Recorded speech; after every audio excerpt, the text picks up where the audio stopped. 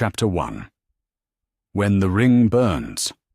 The golden band fell into the fires of Mount Doom with a sound like breaking glass. Frodo watched it tumble through the lava, his finger still throbbing where it had been severed from Gollum's bite, and felt something in his chest unclench for the first time in months. The weight was gone. The whispers were gone. The crushing sense of being watched by a malevolent eye had simply stopped. "It's over," Sam breathed beside him, his voice thick with disbelief and relief. "Mr. Frodo, it's over. We did it." But even as Sam spoke the words, Frodo felt a cold certainty settle in his stomach. The silence stretched too long. The mountain should have been shaking by now. The fortress of Barad-dûr should have been crumbling. The sky should have been clearing.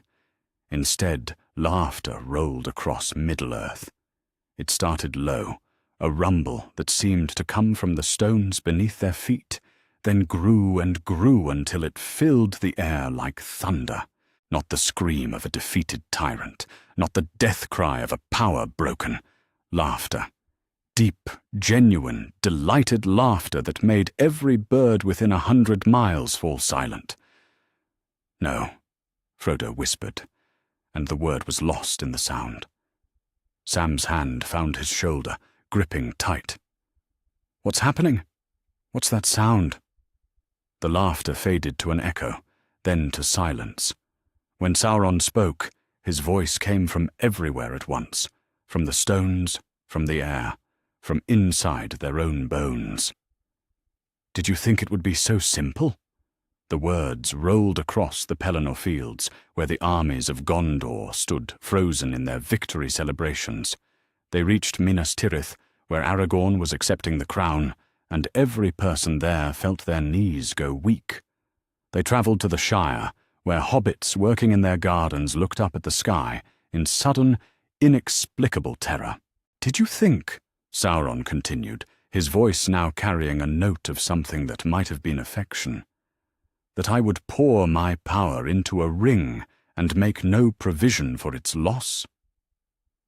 At Mount Doom, Frodo stared into the fires where the ring had fallen and saw something that made his blood freeze. The gold was melting, yes, but not dispersing. It was pooling, forming patterns, writing itself into the stone in characters that hurt to look at. "The ring was never my master," Sauron said. "It was my anchor, my connection to this diminished form, this comfortable prison of flesh and tower. You have not destroyed me. You have freed me." Across the battlefields of Pelennor, men who had been cheering moments before now stood in stunned silence. Gandalf, mounted on Shadowfax among the Rohirrim, went very still. His eyes were wide, staring not at Barad-dûr, but beyond it, toward something that made his weathered face go pale. "I feel them stirring," he murmured, though only Shadowfax heard him. "The Valar. They sense it too." The tower of Barad-dûr, which should have fallen, began to glow. Not with the sickly red light of the eye that had once crowned it, but with something else. Something that made the air itself seem to bend around it. The stones grew brighter and brighter, until looking directly at them was like staring into the heart of a star. "For too long have I been content with dominion over Middle-earth," Sauron's voice continued, and now there was no hiding the anticipation in it. "Too long have I accepted the boundaries set by those who dwell in Valinor. They cast out my master in the elder days and thought themselves victorious. They retreated to their blessed realm and thought themselves safe. In Minas Tirith, Aragorn's hand went instinctively to Andúril's hilt. Around him, the nobility of Gondor were backing away from the walls, as if distance might protect them from what they were hearing. But I have learned what Melkor did not. Power taken is temporary. Power earned is eternal. And what is the greatest power in all of Arda? The question hung in the air like a blade poised to fall. The power to create, the power to shape the music itself, the power that belongs to Eru alone. At those words, something changed in the world. The very foundations of reality seemed to shift, like a great ship adjusting course. Thousands of miles away in Lothlorien, Galadriel's mirror went dark. The stars themselves flickered. "My lord," came another voice, the mouth of Sauron, though he sounded different now. Smaller, less certain. He appeared among the armies of Gondor as if stepping through a doorway in the air itself, but his usual swagger was gone. "My lord, surely you do not mean—" "I mean exactly what I say," Sauron cut him off. "Gather what forces remain, not to conquer Middle-earth. That was ever a small ambition. Gather them to witness the war of final dominion. Let the valor come. Let them bring their mire and their righteousness and their fading light. I will meet them not as a servant of Morgoth, not as a lord of a single realm, but as a claimant to the throne of creation itself." The mouth of Sauron's face went white. Even he, who had served the Dark Lord faithfully through centuries of war, seemed to understand that his master had just declared war on the foundations of existence itself. "Impossible," Gandalf breathed, but his voice carried no conviction. His connection to Valinor, the thread that bound him to his true nature, was thrumming like a struck harp string. The Valar were not just stirring. They were in council. Emergency council. Council of a kind that had not been held since the War of Wrath. High above, the eagles of Manwë circled the battlefield in tight, agitated spirals. Their cries had changed from victory songs to something else, warning calls that spoke of movement in the undying lands. Great Gwaihir himself swooped low over Gandalf's head and shrieked once, sharp and urgent. The message was simple. The Valar were coming. At Mount Doom, Sam was pulling at Frodo's arm. "We need to go, Mr. Frodo. We need to get away from here." But Frodo couldn't move. He was staring at the patterns the melted gold had carved into the stone, and understanding was dawning on him like a cold sunrise. The ring hadn't been Sauron's life. It had been his leash, and now the leash was broken. "He planned this," Frodo said quietly. "From the beginning. He wanted us to destroy it." The realization hit him like a physical blow. All their suffering, all their sacrifice, all their desperate hope. It had been exactly what Sauron wanted. They hadn't been fighting against his plan. They had been fulfilling it. Sauron's laughter came again, softer this time, almost fond. "Thank you, Ring-bearer. After long ages of patient waiting, you have given me exactly what I needed. Not victory over Middle-earth, but freedom to reach for something infinitely greater." The air around Mount Doom began to shimmer, reality bending like heat haze. In the distance, Barad-dûr was changing, growing, becoming something that no longer belonged to the physical world. And somewhere far beyond the circles of the world, the Valar were preparing for a war that would determine whether creation itself would continue to exist. The battle for Middle-earth was over. The war for everything had just begun. Frodo closed his eyes and felt the weight of what they had unleashed settle on his shoulders like a cloak made of lead. They had saved the Shire, saved Gondor, saved every green and growing thing in Middle-earth. They had also just given the Dark Lord exactly what he needed to challenge God. Chapter 2. The Summons from Valinor. In the timeless halls of Valinor, where the light of the two trees had once made every shadow beautiful, Manwë felt something he had not experienced since the music of creation itself. Genuine alarm.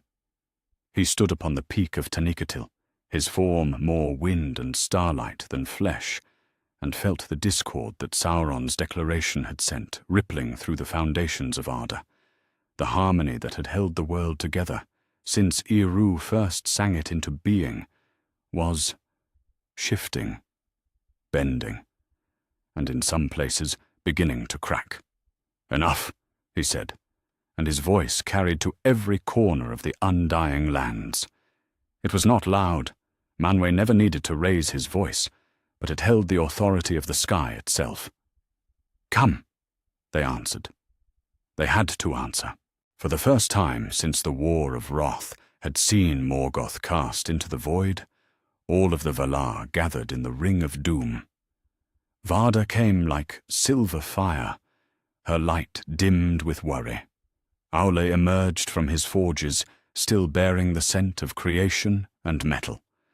Yavanna arrived wreathed in green, growing things that seemed to wilt at the edges, as if even the power of life itself was under threat. Tulkas came last, and he came angry. "Why do we deliberate?" he demanded, before the circle was even complete. His form flickered between the shape of a mighty warrior and something far more elemental. Pure strength given conscious will. The Morgoth spawn threatens the music itself. We should have ended this before he could draw breath to speak such blasphemy. Mandos, seated in the place of judgment, spoke without moving. When the Lord of the Dead chose words, they carried the weight of absolute certainty. It was foretold. The silence that followed was not peaceful. It was the silence of a storm gathering. "What was foretold?" Varda asked, though from her tone she already suspected the answer would be unwelcome. That one would arise who would challenge not merely our rule, but our right to rule. That the greatest test would come not from without, but from within, from one who had learned our ways and found them insufficient. Tulkas made a sound that might have been laughter if it had held any humor. "Then the test is simple. We crush him." "And if we fail?" Orla asked quietly. He had been silent until now, but his question made everyone turn to look at him. He is not Morgoth. Morgoth was power corrupted, strength turned to destruction. This one, he paused, choosing his words with the careful precision of a master smith. This one has learned to create. Imperfectly, yes, but he has learned. What happens if we face him as we faced his master and discover that he has grown beyond such simple victory? Varda answered, and her voice held none of its usual starlit warmth. Then creation itself hangs in the balance. She gestured, and the air above the Ring of Doom filled with images, visions drawn from her sight across all the world. They saw Mount Doom, where patterns of molten gold still pulsed with malevolent purpose. They saw Barad-dûr, no longer a simple tower, but something that seemed to exist in several dimensions at once. And they saw Sauron himself, not the armored tyrant of ages past, but something that looked almost noble, almost like one of their own. "He is rewriting himself," Varda continued. "Using the destruction of the ring as a catalyst, he has begun to alter his fundamental nature. He seeks to become not merely a Maya who rebels, but something new, something that was never meant to exist." "A Vala born of discord," Manwe said quietly. "It should be impossible." "Yes, it should be." Varda's light flickered. "And yet," Mandos spoke again, his voice like stones grinding together. "The choice is before us, as it was always going to be. We may remain in Valinor and preserve what we can while Middle-earth falls to chaos. Or we may intervene directly, breaking our own prohibition, and risk everything on the hope that we remain strong enough to defeat what he is becoming." "There is no choice," Tulkas said immediately. "We fight." "With what right?" Orla asked. "We withdrew from Middle-earth. We set the boundaries. We said that the children of Eru would face their own trials without our direct hand to guide them." Those boundaries, Manwe said slowly, were set when our enemy was content to remain within them. Sauron no longer accepts any boundary save the limits of creation itself. The silence stretched. Then Yavanna spoke, her voice like wind through forests that had never known the touch of axe or fire. The growing things whisper to me across the sea. They are afraid, not of death. They have always known death. They are afraid of unmaking, of a silence that would swallow even the memory of their songs. That decided it. Even Ole, who had argued for caution, could not hold out against the fear of the trees. "Very well," Manwe said. "We intervene, but not as we did in the elder days, with armies and grand declarations. We will be subtle, we will be wise, and we will be absolutely without mercy." He turned to the figure who had been standing silent at the edge of the circle. Eönwe, herald and banner-bearer, mightiest of the Maiar, stepped forward. "My lord, go to Middle-earth. Take with you whoever will come. Show them what power looks like when it serves justice instead of ambition." Eönwe inclined his head. Around him, other Maiar began to appear, beings of such brightness that their true forms would have blinded mortal eyes. "It will be done. And Ulmo," Manwe continued, turning to the Lord of Waters, "let the seas themselves announce our coming. Let every shore in Middle-earth know that the Valar have awakened from their slumber." Ulmo's response was not in words. Across the vast waters that separated Valinor from Middle-earth, waves began to rise, not the chaotic surge of a storm, but something deliberate and purposeful. Waves that sang as they moved, carrying a message to every creature that lived by water or depended on it for life. Help was coming. In Lothlorien, Galadriel felt the change before she heard it. She was standing in her mirror garden when the call reached her. Not through her ears, but through the very core of her being. It was Manwe's voice, but it carried harmonies she had not heard since the light of the two trees was young. "Come home, daughter of the Noldor. The time of exile is ended." She closed her eyes and let her breath out slowly. When she opened them again, she was no longer entirely the Lady of the Golden Wood. Something else looked out through her eyes, something that remembered the light of Valinor and had never quite forgiven herself for leaving it behind. "Celeborn," she called, and her husband appeared at her side, as if summoned by thought alone. "My lady, gather our people, all of them, and send word to Elrond and to Círdan. The Valar have awakened, and the time of hiding is over." He looked into her eyes and saw something there that made him step back, not in fear, but in recognition. He had always known she was more than she seemed. He had simply never expected to witness the full truth of it.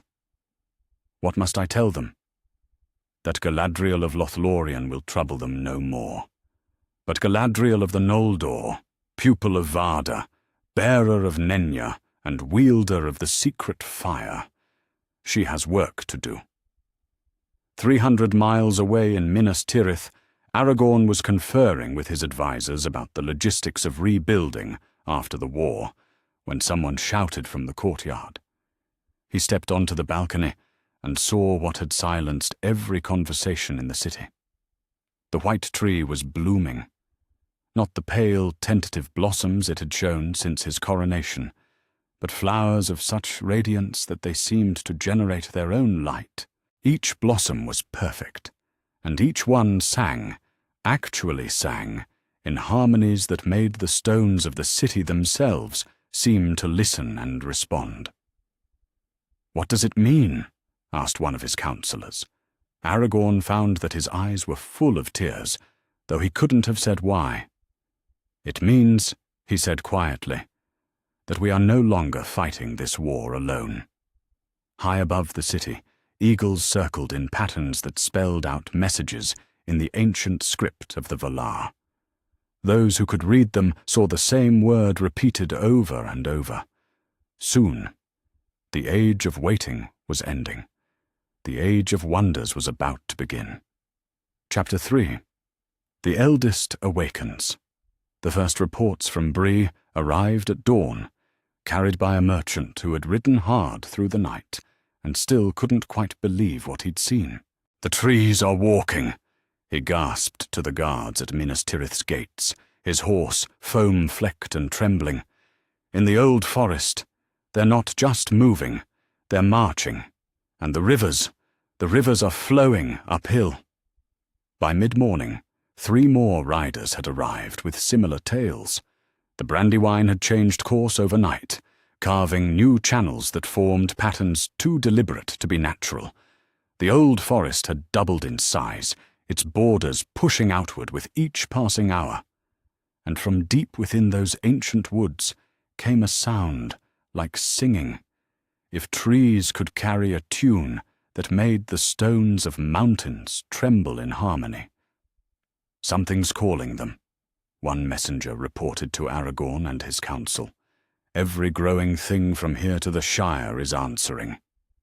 Aragorn was still trying to make sense of these reports when the doors to the throne room opened without anyone touching them.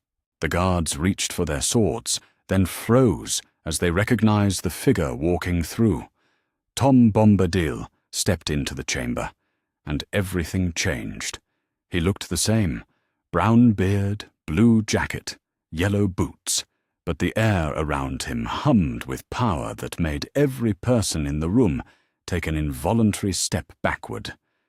This wasn't the cheerful wanderer who had helped Frodo and his friends escape the Barrow-wights. This was something far older, far stranger, and far more dangerous than any of them had imagined.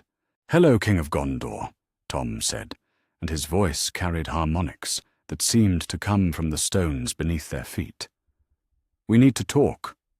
Aragorn found his voice after a moment that felt like hours. "Tom Bombadil, how did you—" "The guard said no one had entered." "Guards see what expects to be seen," Tom replied with a smile that held no humor. "But we're past the time for such small magics, aren't we? Your enemy has declared his intention to remake the music of creation. That rather changes the rules of what's possible." Around the throne room, courtiers and advisors were backing toward the walls. Even battle-hardened soldiers seemed reluctant to remain close to the figure who looked so harmless and felt so overwhelmingly present. "Who are you?" Aragorn asked quietly. "Really?" Tom's eyes, which had always seemed blue, but now appeared to hold depths that went down to the roots of the world, fixed on him with something that might have been approval. "Good question. Better question than most ask, because most are satisfied with surface answers." He stepped closer to the throne, and with each step, the sense of vast age grew stronger. "I am the consciousness of Arda itself, Elessar. The awareness that arose when Eru's song first shaped stone and soil and growing things. I am older than the Valar, older than the music, older than the light of the stars." The silence in the room was absolute. Even the sound of breathing seemed muffled. "Sauron calls himself ancient," Tom continued conversationally. "He is by the standards of his kind. But I watched the first notes of creation crystallize into matter. I felt the first rainfall, sang the first sunrise, witnessed the awakening of the first green thing that ever drew breath. He is a newcomer, a child playing with forces he cannot comprehend.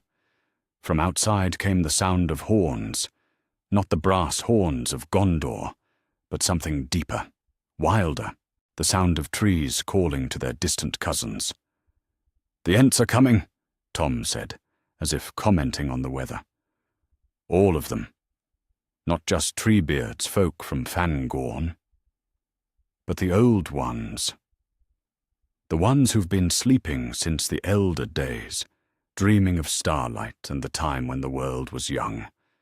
Your enemy's threat to the music has awakened more than the valor."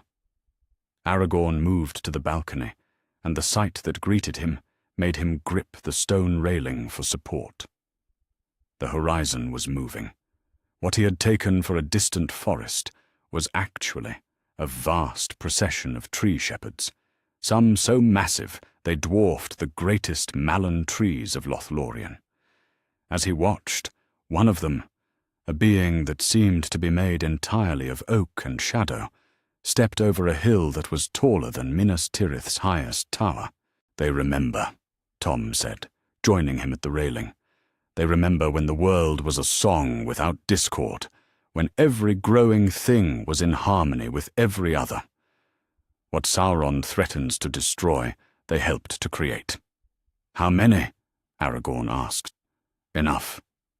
Tom's hand rested on the stone balustrade, and where he touched it, tiny flowers began to bloom in cracks that had been empty moments before. "But the Ents are only the beginning. Watch."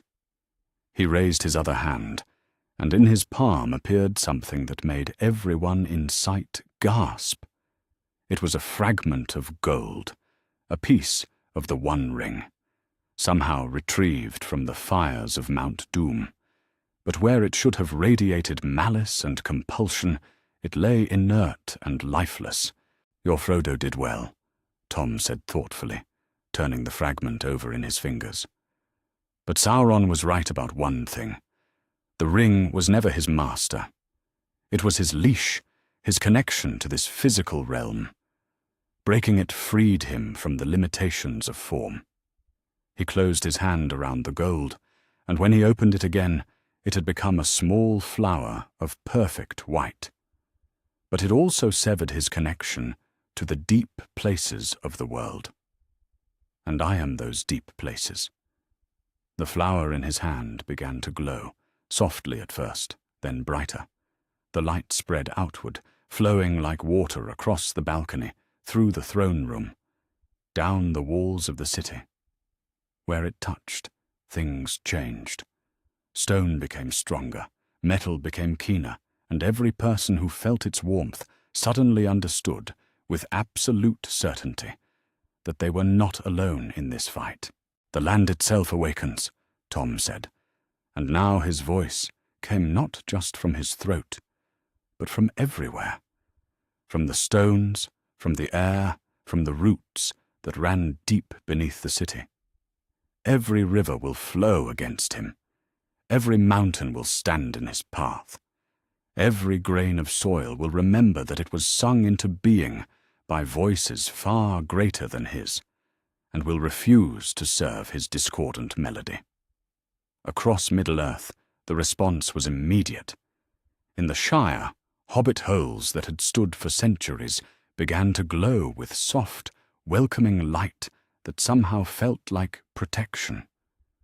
In Rohan, the grasslands themselves started to sing, a low, thrumming harmony that made every horse in the kingdom raise its head and prick its ears in recognition of some ancient call. And in Mordor itself, cracks appeared in the foundations of Barad-dûr, as the very stones remembered what they had been before Sauron's malice had twisted them to his will. "He seeks to poison the roots of creation," Tom continued, his form now flickering between the familiar, hobbit-like figure and something far more elemental, a presence that seemed to encompass forests and rivers and the slow, patient thoughts of stone. "But those roots run deeper than he imagines, and they are not his to command." In Fangorn Forest, Treebeard felt the call and answered it with a voice like falling rocks. "Whom? Whom?" he rumbled, but the sound carried new notes now, harmonies that had been silent since the music of creation was first sung. Around him, his fellows stirred and stretched, but they were no longer alone. From hidden valleys and forgotten glens came the elders, Ents so ancient that their names had become legends even among their own kind. Quickbeam, who had always been hasty by Ent standards, now moved with the deliberate purpose of an avalanche. Leaflock and Skinbark, who had been growing sleepy and tree-ish, straightened and began to walk with steps that shook the earth for miles around. And from the deepest places came others, Ents whose very existence had become myth, shepherds of trees that had grown from seeds blessed by Yavanna herself in the dawn of days. They marched to Isengard first, Tom said, though he was still on the balcony in Minas Tirith, to cleanse what was corrupted there, then to Mordor, to reclaim what was stolen. The trees remember when that land was green. They will not suffer it to remain poisoned forever. Aragorn found himself gripping the railing so tightly his knuckles had gone white. "What must we do?" Tom turned to him, with eyes that held the depth of centuries and the warmth of spring rain. "What you have always done, King Alessa. Stand between the darkness and the light. But know that you do not stand alone. Every sword you draw will be sharpened by stones that remember their making. Every arrow you loose will fly true, guided by winds that have not forgotten their purpose. Every step you take will be on ground that knows you are meant to be there." The flower in his hand had become a seed, and as they watched, he cast it into the air. Instead of falling, it took root in the wind itself, sprouting into a tree of silver and gold that grew until its branches shaded half the city. From every leaf came music, the same harmony they had heard from the old forest, but cleaner now, clearer, carrying hope instead of warning. "The age of men is ending," Tom said quietly, "not because men are failing, but because they will no longer need to carry the burden alone. The age of all things is beginning, the time when every created thing will stand together against those who would unmake creation itself." He stepped back from the railing, and for a moment he looked like nothing more than an oddly dressed wanderer who had somehow found his way into the throne room of the greatest city in Middle-earth. "Give my regards to Gandalf when next you see him," he said, with a grin that was pure, mischievous Tom Bombadil. "Tell him the eldest has remembered his true name." Then he was gone, leaving only the scent of flowers and the sound of distant singing. Aragorn remained at the railing long after the others had left, watching the tree that had grown from wind and starlight, listening to the reports that continued to arrive from across his kingdom. The land was awakening. The ancient powers were stirring, and somewhere in the deep places of the world, the very stones were singing songs of defiance. For the first time since Sauron's voice had echoed across the world, Aragorn found himself smiling. The Dark Lord had declared war on creation itself, but creation, it seemed, was ready to fight back. Chapter 4. The Herald's Descent. The pillar of light fell from the sky like a star deciding to visit the earth. It struck the Pelennor fields with such force that every person within 50 miles felt the ground tremble, but there was no destruction, only transformation. Where the light touched, the scars left by months of war simply vanished. Scorched earth bloomed with grass so green it seemed to glow. Broken weapons became whole. Even the bones of the fallen began to sing with harmonies that spoke of rest and honor and peace beyond the circles of the world. Aragorn was the first to see what emerged from that pillar. He had been riding out to inspect the defenses when the light descended, and now he sat perfectly still on his horse, staring at something that made every rational part of his mind insist that what he was seeing could not possibly exist. A figure stepped out of the light, tall, radiant, beautiful beyond any earthly measure. But those words were inadequate to describe what stood before the armies of men and elves.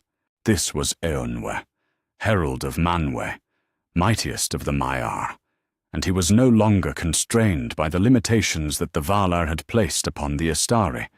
His presence hit the battlefield like a wave of absolute authority. Every shadow within 100 miles recoiled. Every creature of darkness, orc, troll, fell beast, fell to the ground and covered their eyes, whimpering. Even the memory of evil seemed to grow smaller and more distant in the face of that radiance. "I am Eönwe," the herald said, and his voice carried the authority of the sky itself. It was Manwe speaking through him, the Lord of Winds, making his will known to Middle-earth. "I come with the voice of the Valar and the mandate of the one who is above all thrones." The armies arrayed before him, men of Gondor, Rohirrim, elves from every realm, fell to their knees without thinking about it. Not out of fear, but out of recognition.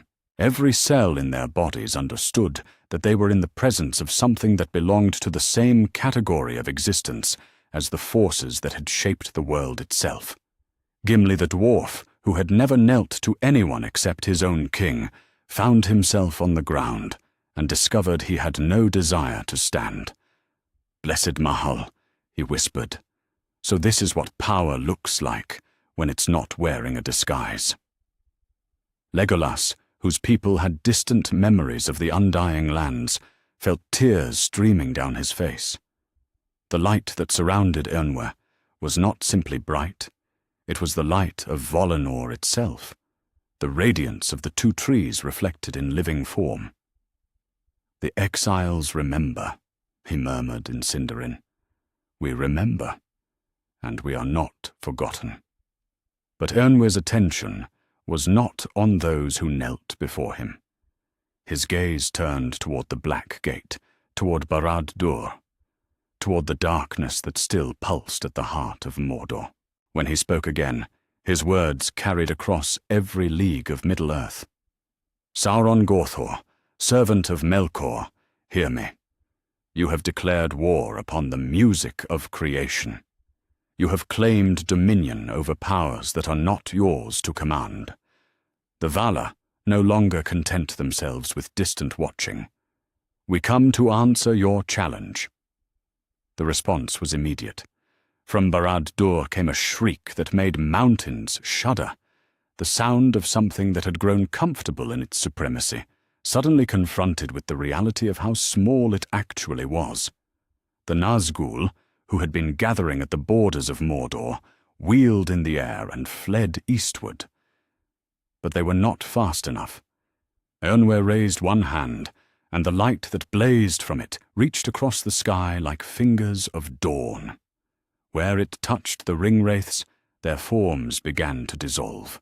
Not destroyed, that would require a different sort of power, but unraveled, their connection to the physical world severed by the simple presence of something too pure for them to endure.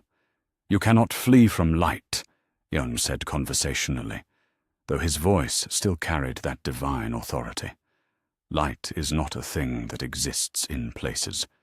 Light is the natural state of existence.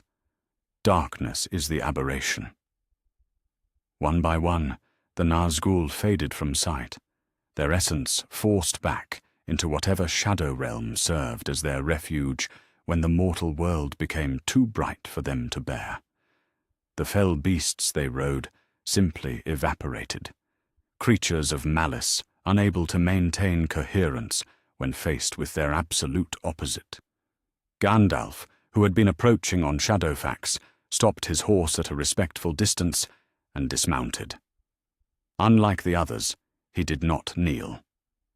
As Mithrandir, he had served alongside Eönwe in Valinor before taking mortal form.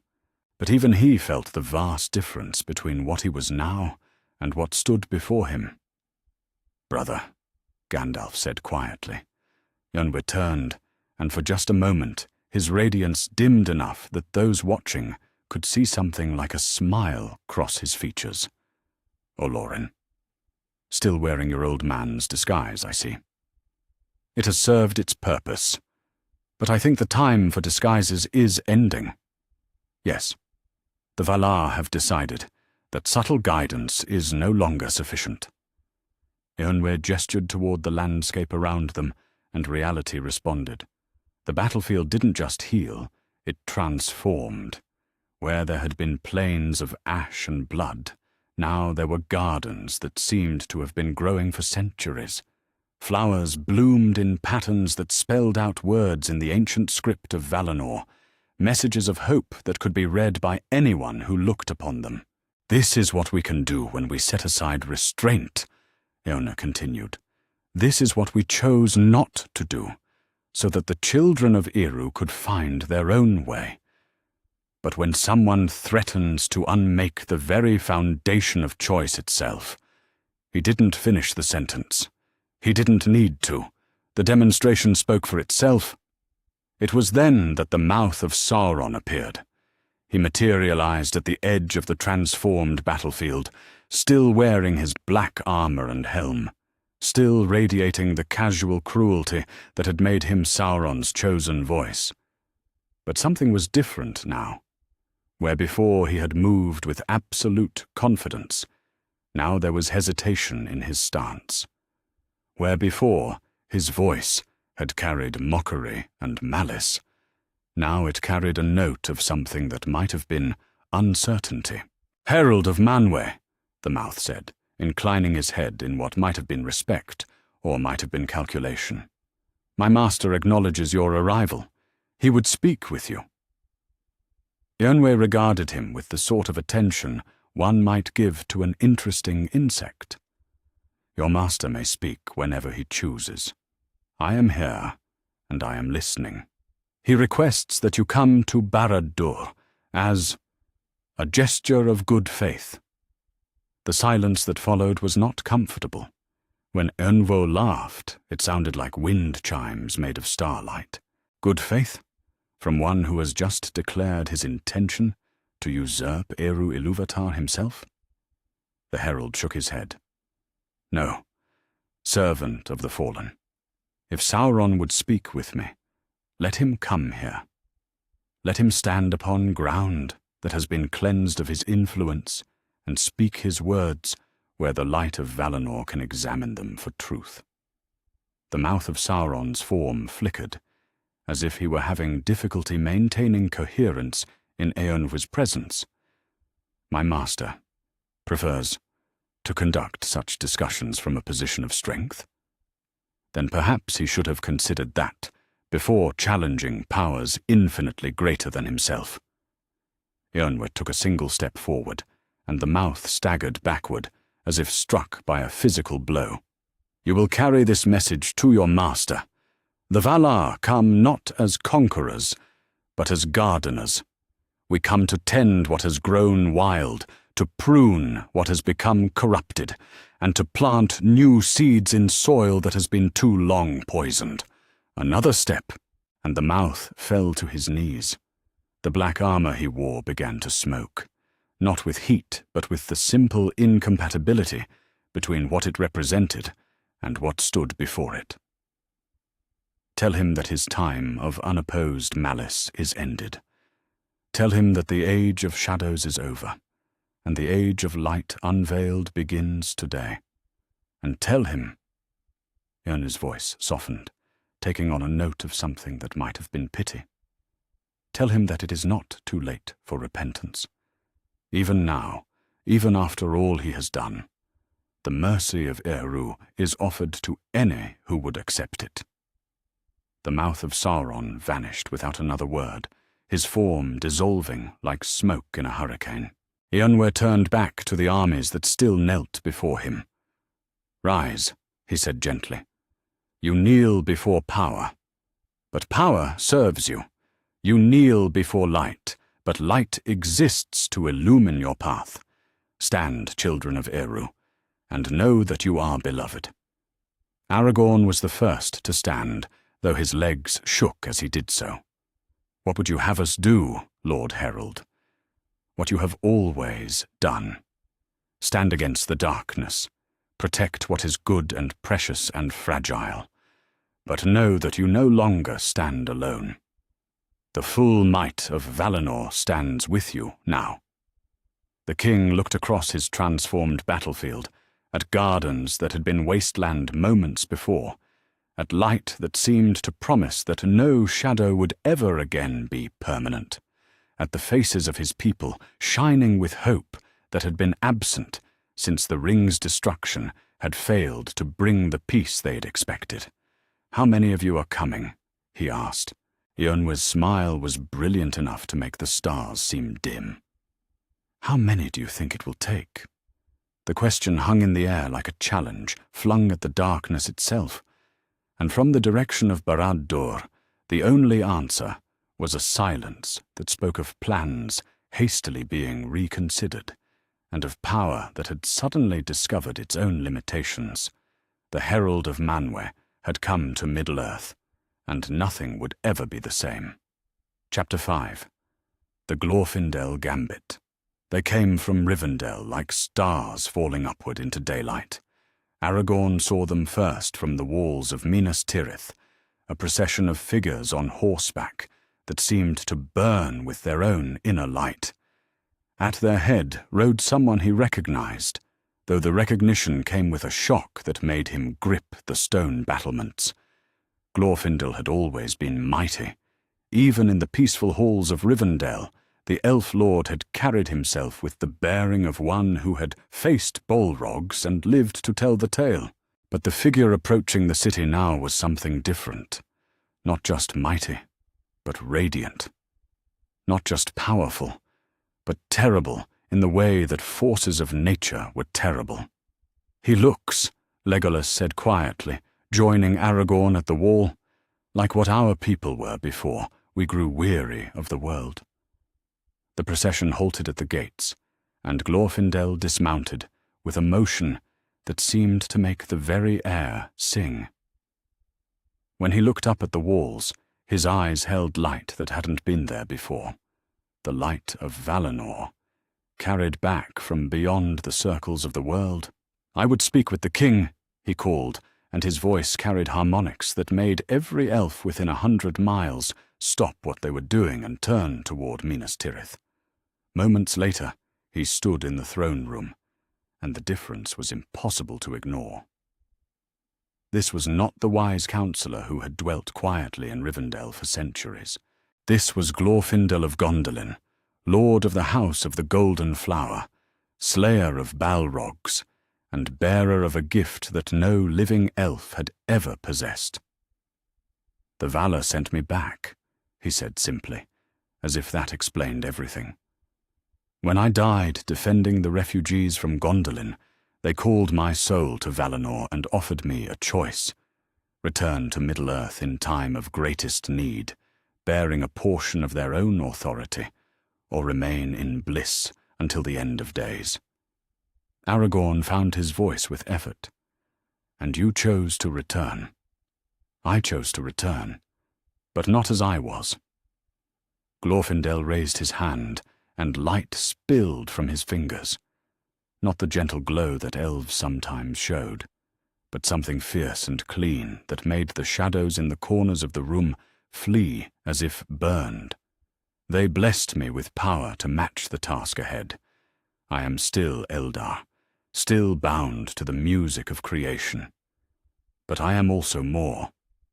Behind him, other figures entered the throne room. Aragorn recognized some, lords of Rivendell, ancient Noldor who had served Elrond for millennia. But others were strangers, elves whose very presence suggested ages and deeds that belonged to legend. And at the end came Elrond himself, bearing something wrapped in starlight-colored cloth. "My lord Elessar," Elrond said formally, "I bring weapons forged in the elder days, when the light of the two trees still blessed the work of elven smiths." He unwrapped the bundle, revealing swords that seemed to be made of crystallized moonlight. Orcrist and Sting served their purpose well, but the war we face now requires arms that remember the dawn of the world. Glorfindel took one of the blades, and the moment his fingers closed around the hilt, the air in the throne room changed. The sword blazed with such radiance that looking at it directly was impossible, but its light fell on everyone present like a blessing. "These were forged by Enadhil himself," Glorfindel said, conversationally, though his voice now carried undertones that spoke of starfire and the music of the spheres. "Each one has drunk the light of Telperion and Laurelin. In the right hands, they can cut through more than flesh and bone. They can sever the bonds that hold malice to matter, break the connections that allow darkness to take form." "And Gil-galad," said a voice from the doorway. Everyone turned, and Aragorn felt his breath catch in his throat. The figure standing in the entrance was one he had seen only in paintings and heard of only in songs, tall, noble, bearing the unmistakable majesty of the high kings of old. But Gil-galad had died at the end of the Second Age, had fallen beside Elendil when they cast down Sauron at the last. "How?" Aragorn whispered. Gil-galad smiled, and it was the smile of someone who had been granted an impossible gift.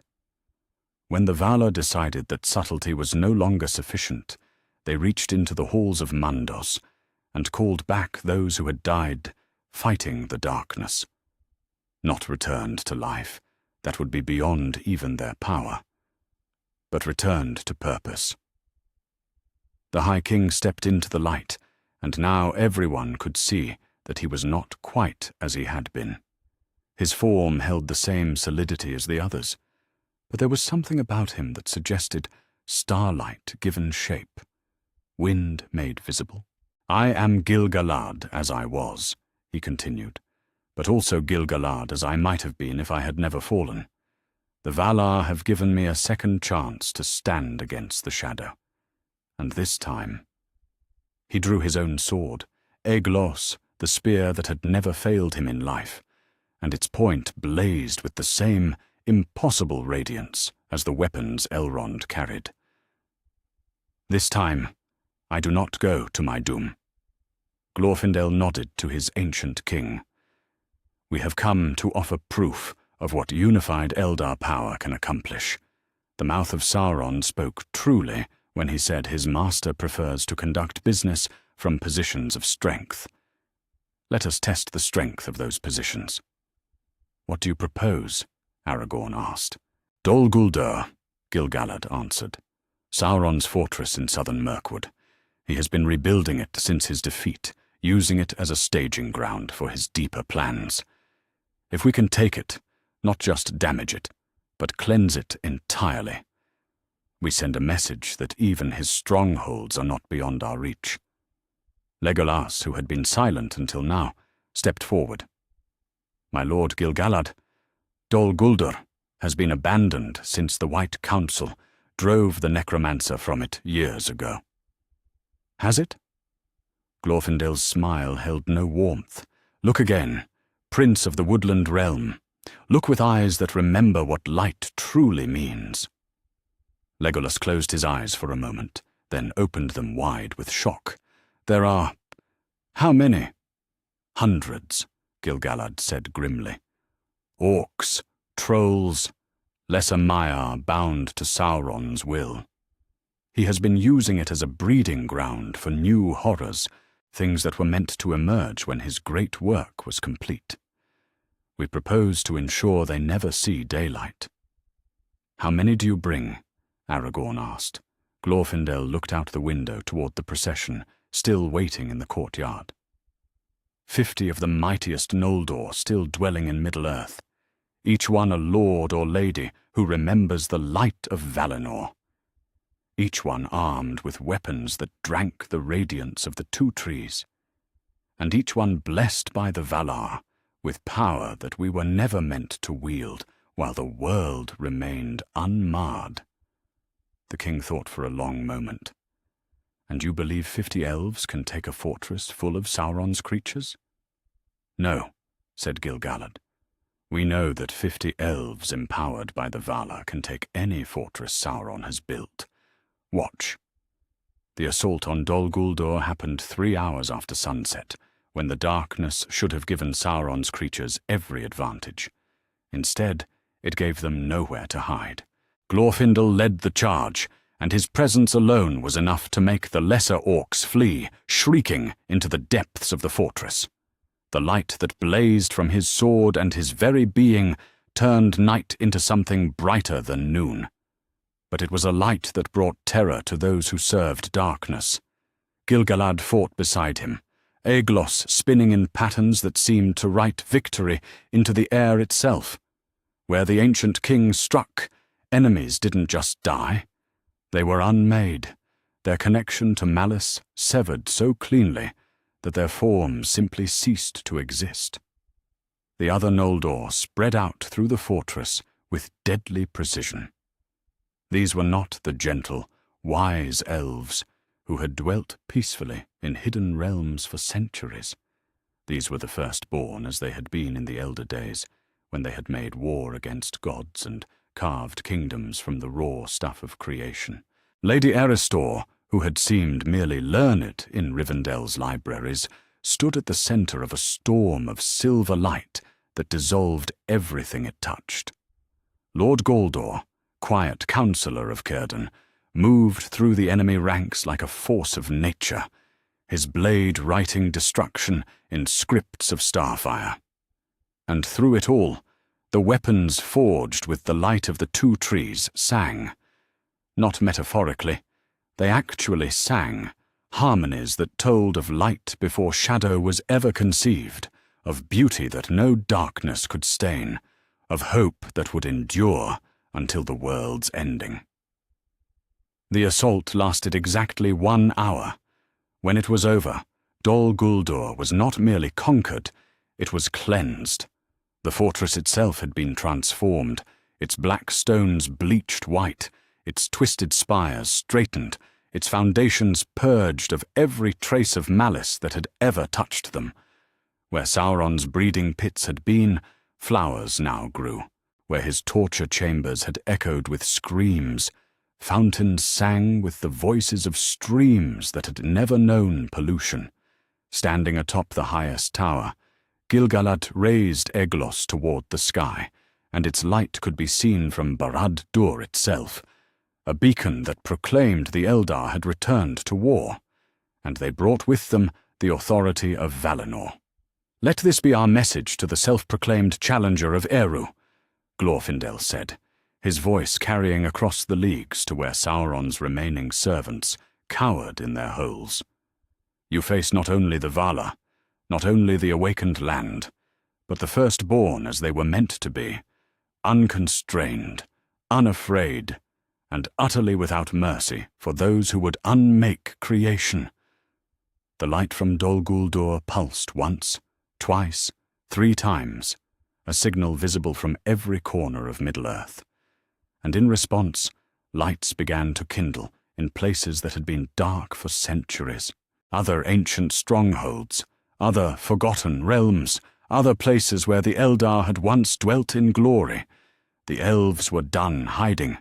The elves were done diminishing. The elves had remembered what they were when the world was young, and they were ready to teach that lesson to anyone foolish enough to threaten the foundations of existence. In Barad-dûr, something that had felt supremely confident just days before began, for the first time in millennia, to calculate the odds of defeat. Chapter 6. Sauron's desperate ascension. In the deepest foundations of Barad-dûr, where the tower's roots drove down through molten rock to touch the very bones of the earth, Sauron stood before an altar that had never been meant to exist. He had built it over centuries, carving patterns into the living stone that hurt to look upon, not because they were ugly, but because they were wrong. Each line, each curve, each interlocking spiral was a note in a song that ran counter to the music of creation itself. Together, they formed a contradiction so profound that reality itself flinched away from acknowledging their presence. The mouth of Sauron cowered at the chamber's edge, his usual confidence shattered by what he had witnessed in the past hours. Dol Guldur, lost in a single night. The Nazgûl, scattered by mere light. Yonwe, walking openly upon Middle-earth with the authority of Valinor, blazing around him like a second sun. "My lord," he whispered, his voice barely audible above the sound of the stones themselves, groaning in protest. Perhaps we should reconsider. The odds have changed. The Valar have committed their full power, the Eldar have awakened, even the land itself stands against us." "Yes," Sauron said quietly, and there was something in his voice that made his servant fall silent. "They have all revealed themselves at last. How wonderfully convenient." The Dark Lord placed his hands upon the altar, and the patterns carved into its surface began to glow with a light that was not light, a radiance that seemed to absorb illumination rather than provide it. Where his fingers touched the stone, cracks appeared, spreading outward in designs that mirrored the original carvings but twisted them into something even more fundamentally wrong. "Did you think, faithful servant, that I had not planned for this moment? Did you believe that centuries of apparent patience were mere indolence?" Sauron's form began to change as he spoke, growing taller, more terrible, but also somehow less solid, as if he were becoming something that existed partially outside the normal constraints of physical reality. "Every move they have made, every power they have revealed, every ancient strength they have awakened, all of it serves my purpose." Above them, the Tower of Barad-dûr began to sing. It was not a sound that human ears could properly hear, but every person in Middle-earth felt it in their bones. A deep, thrumming vibration that seemed to come from the foundations of the world itself, rising through layers of stone and soil and air, to become something that touched the very fabric of existence. In the Shire, Sam Gamgee was working in his garden when the first note reached him. The flowers he was tending suddenly grew still, not just motionless, but somehow more still than stillness itself, as if they were forgetting how to exist in a world governed by natural laws. "Rosie," he called to his wife, but his voice came out wrong. The words reached her ears before he finished speaking them, and when she turned to answer, her movement left echoes in the air, ghostly copies of herself that repeated the motion an instant later. In Rohan, the horses of Edoras began walking backward through the paths they had travelled that morning. Not in reverse. Their hooves moved forward as always, but the ground beneath them flowed backward, carrying them to places they had been hours before. At Helm's Deep, water from the deeping stream began flowing upward, defying every law that governed how liquids behaved. The droplets rose in perfect spirals, forming patterns in the air that spelled out words in languages that had never been spoken by any living tongue. And in the skies above it all, the stars began to dim. Not fade. Dim, as if something vast and hungry was slowly consuming the light they had been casting for millennia. The constellations that had guided travelers since the elder days flickered like candles in a wind that blew from somewhere that was not quite a place. "The Ainulindala," Sauron said, his voice now coming from multiple directions at once as his form continued to expand beyond the boundaries that had contained it. The great music that gave shape to all things. For too long, I have been content to work within its constraints, to accept the themes that were established in the beginning. But what if the music itself could be revised? The altar beneath his hands was no longer stone. It was becoming something else, a focal point where the fundamental forces that held reality together could be grasped, manipulated, rewritten. The patterns carved into its surface were spreading outward now, burning themselves into the walls, the floor, the very air itself. "You would rewrite creation?" The mouth gasped. "Not rewrite. Complete. The music of creation was left unfinished, you see. Eru sang the themes, the Valar added their harmonies. But then, silence. The song was allowed to play itself out without further guidance, like a symphony abandoned by its composer partway through the performance. Sauron's eyes now blazed with a light that made looking at them like staring into the heart of a dying star. But I have learned to hear the underlying structure. I have spent centuries studying every note, every harmony, every discordant element that Melkor introduced, and I have discovered something that neither the Valar nor Eru himself anticipated.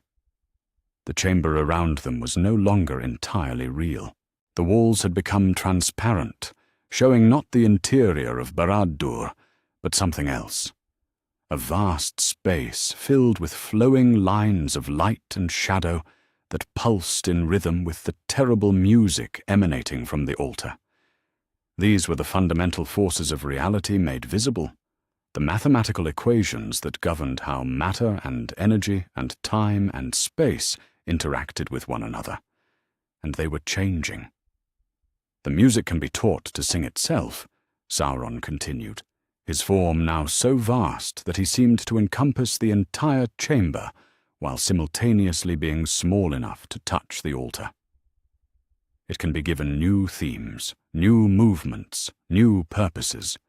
All it requires is someone with sufficient knowledge, sufficient power, and sufficient will to reach into its deepest foundations and make the necessary adjustments. Hundreds of miles away, Tom Bombadil stopped in the middle of a song and went perfectly still. He had been walking through the old forest, encouraging the trees that were still hesitant to join the great march, when the first discordant note reached him. For a moment, he simply stood there, his usually jovial face frozen in an expression of something very much like terror. Then he began to run. Not the careful, measured pace of someone trying to reach a destination quickly, but the desperate sprint of someone trying to prevent a catastrophe that would make every previous disaster in the history of the world seem like a minor inconvenience. No, no, no, he muttered as he ran, his words somehow audible to every tree, every stone, every blade of grass in Middle-earth. Not the song itself, anything but the song itself. Behind him, the forest began to change. Trees that had stood for millennia suddenly found themselves growing in different directions. Streams that had followed the same path since the shaping of the world began carving new channels that led to places that had never existed. And the very ground beneath his feet started to pulse with rhythms that followed no pattern known to the natural world. In Barad-dûr, Sauron's transformation reached a crucial moment. The connection between himself and his former master, the bond that had defined his existence since the music began, was stretching to its breaking point. For centuries, he had been Sauron the Maya, servant of Melkor, powerful but ultimately derivative. But the ritual he was performing would sever that connection forever, making him not a fallen Maya, but something entirely new, a self-made god. The Valar will not suffer this, the mouth whispered. The Valar will have no choice, Sauron replied, his voice now harmonizing with itself in chords that made the air itself seem to bend and twist. By the time they understand what I have accomplished, it will be too late to stop.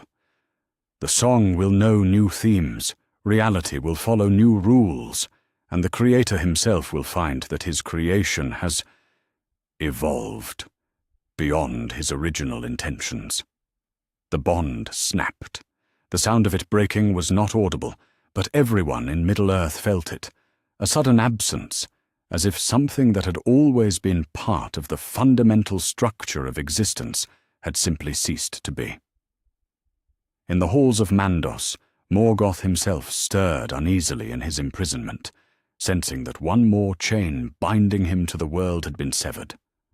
Sauron screamed, not in pain, but in triumph.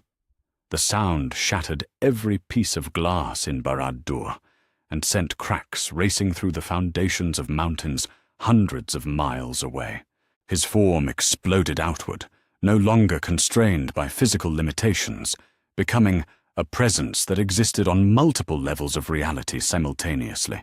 He was still recognizably himself, but he was also something vast and alien, a force of pure will that had learned to manipulate the basic laws governing how things were allowed to exist. Where his attention touched the world, those laws began to change. Gravity became negotiable. Time started flowing in eddies and currents instead of straight lines. The speed of light became a variable that could be adjusted based on aesthetic preference. And through it all, the music of creation itself began to incorporate new themes, melodies that had never been intended, harmonies that contradicted every principle established in the beginning.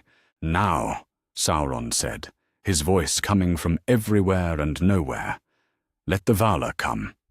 Let them bring their righteousness and their ancient authority and their fading light. I am no longer something they can simply destroy. I am a new verse in the song of existence itself, and songs, once sung, cannot be unsung." Tom Bombadil reached the borders of his domain and called out with a voice that carried to every corner of creation, all powers that would preserve what was made in beauty, all forces that would protect the song from corruption. The time of half measures is over. The enemy seeks to poison the very roots of existence itself. Come now, or there will be nothing left to save. Across Middle-earth, across the seas, across the very boundaries of the world itself, that call was heard and answered. The final alliance was forming, not just of armies and kingdoms and peoples, but of every force, every power, every principle that stood between creation and the darkness that would unmake it. The war for the right to exist was about to begin. Chapter 7. When Eagles Rule the Skies. They came from the misty mountains, like living storm clouds, but storm clouds that sang. Aragorn first spotted them from the walls of Minas Tirith as the sun reached its zenith, dark shapes against the sky that were far too large to be any eagles he had ever seen. As they drew closer, their true scale became apparent, and he found himself gripping the stone parapet with hands that had begun to shake. These were not the great eagles that had carried Gandalf to safety or fought at the Battle of 5 Armies. Those had been magnificent creatures, noble and proud, and larger than any other birds in Middle-earth. But these were something else entirely. Their wingspans could have shadowed entire villages. Their eyes blazed with intelligence that seemed older than the mountains themselves. And when they called to each other, their voices carried harmonies that spoke of wind and sky and the spaces between the stars. "My lord," said one of his guards, pointing upward with a trembling finger. "That one in the lead, is that—" It was. Gwaihir the Wind Lord, greatest of the great eagles, but transformed beyond recognition.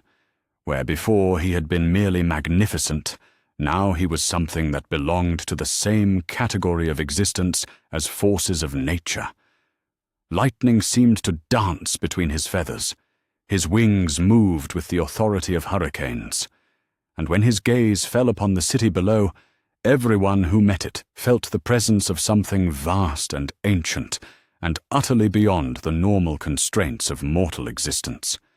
"People of Gondor," Gwaihir called, and his voice was not his own.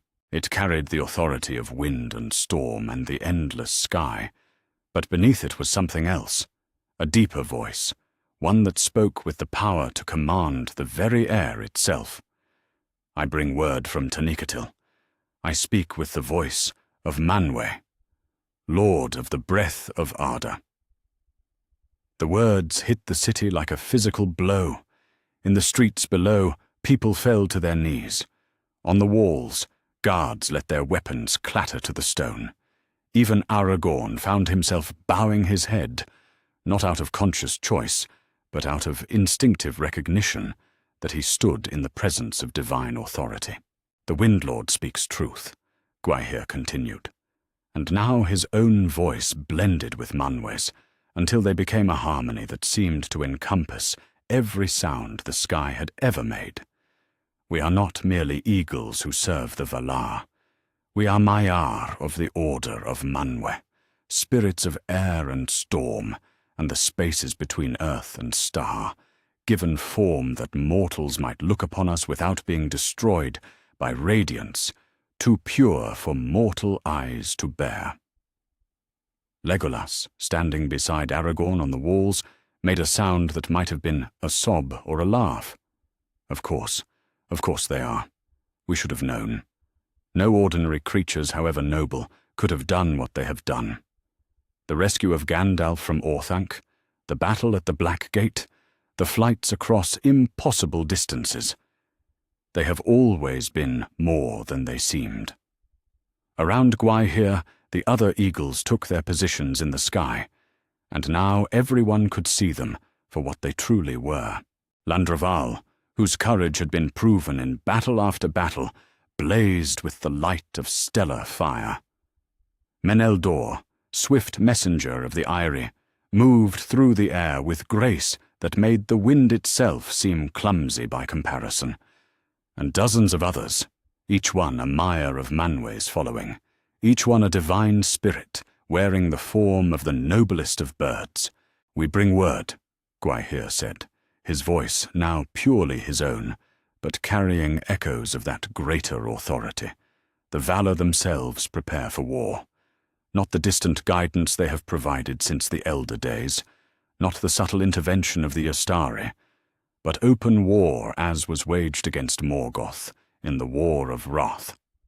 Manwe marshals the hosts of Valinor. Tulkas girds himself for battle. Ulmo rises from the deepest places of the sea. They come to Middle-earth in their full power and authority, and they come soon." From the direction of Mordor came an answer, a shriek of rage and fear that made the stones of Barad-dûr crack and sent every creature of shadow scurrying for the deepest caves they could find. Sauron had heard every word, and for the first time since his defeat at the end of the Second Age, something very much like panic colored his response. That was when his creatures of the air attacked. They came in a cloud of wings and malice, fell beasts larger than the ones the Nazgûl had ridden, creatures that had been twisted far beyond their original forms, things that might once have been birds or bats or worms, but were now pure expressions of hatred given the ability to fly. Their shrieks filled the air with discord, a noise designed to break the harmony that the eagles represented. The battle that followed was like watching the sky itself go to war.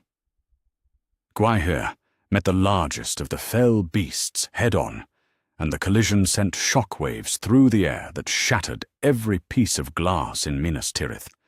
But where the people below expected to see their champion torn apart by claws and fangs designed for killing, they instead witnessed something that redefined their understanding of what was possible. The Windlord did not fight like a bird. He fought like a storm given consciousness and purpose. Lightning erupted from his wings with each stroke, not metaphorically, but literally, bolts of pure electrical force that turned the fell beasts they touched into clouds of ash and memory. When he called out in the ancient eagle speech, his voice carried the authority to command the wind itself, and the creatures arrayed against him found themselves fighting not just Gwaihir, but the sky that supported them. Around him, the other eagles revealed their own divine natures. Landroval became a living whirlwind, his passage through the air creating vortices that caught Sauron's creatures and flung them against the mountainsides with force that turned stone to powder. Meneldor moved so fast that he seemed to be in a dozen places at once, striking with talons that burned like stars and leaving trails of pure light in his wake. "They cannot touch us!" Gwaihir called to his fellows, his voice somehow audible above the chaos of battle. "We are wind and storm, and the freedom of the open sky. They are bound to malice and hatred and the desire to destroy. We are stronger." He was right. Within moments, it became clear that this was not a battle but a rout. The creatures of shadow, no matter how twisted or enlarged or empowered with malice, were still fundamentally mortal. They could be killed, could be destroyed, could be overwhelmed by superior force. But the eagles were Maiar, divine spirits wearing physical form by choice rather than necessity. When their avian bodies were damaged, they simply reformed them. When their enemies struck with claws designed to rend flesh, those claws passed through feathers that were made of condensed starlight. The last of Sauron's flying creatures fled shrieking back toward Mordor, leaving the sky clear for the first time since the Dark Lord's declaration of war. But the eagles did not pursue. Instead, they took wing in all directions, bearing messages that would coordinate the growing alliance of powers gathering to face the ultimate threat. "Watch," Gwaihir called to those below as his fellows departed. "Watch and see how the servants of the true Lord of the Sky fulfill their purpose." Across Middle-earth, the eagles brought word that changed everything. To Lothlorien, they carried Manwë's blessing upon Galadriel's plan to reveal her true nature. To the Ents they brought songs that reminded them of the days when trees and winds spoke the same language. To every realm where the free peoples dwelt, they brought the message that the Valar themselves were coming, and that the time of hiding and half-measures was over. But more than that, they brought coordination. For the first time since Sauron's ritual had begun to tear at the foundations of reality, the scattered powers opposing him were able to communicate freely and instantly. Glorfindel and his strike force knew exactly where Tom Bombadil needed them to be. Eönwë received word of which fortresses required divine attention, and which could be handled by lesser powers. The awakened lands themselves began to move in harmony, their resistance to Sauron's influence becoming coordinated and purposeful. "This is what it means," Aragorn said quietly, watching Gwaihir circle overhead like a guardian star. "To have the favor of the powers themselves, not just their blessing, but their direct partnership." Legolas nodded, his eyes still fixed on the sky. "I begin to think we might actually win this." From his position high above the city, Gwaihir heard those words and felt something very much like joy. Below him spread Middle-earth, scarred by war, threatened by forces that sought to unmake creation itself, but defended by every power that had ever loved the world as it was meant to be. "Yes," he said to the wind that carried his voice to every corner of the realm, "we will win, not because we are stronger than our enemy, but because we remember what we fight for. And that, in the end, makes all the difference." In the deep places beneath Barad-dûr, Sauron felt the sky itself turn against him, and knew that his window for completing the great work was closing. The eagles ruled the air, and through them his enemies coordinated their resistance with divine precision. But he was not finished yet. The music of creation still sang with new themes, reality still bent to accommodate his will, and he had powers at his disposal that even the Valar might not expect. The real war was just beginning. Chapter 8. The Valar's Landing. The sea began to part at dawn. From the harbours of Dol Amroth, Prince Imrahil watched in stunned silence as the waters of the Bay of Belfalas drew back like a curtain being pulled aside.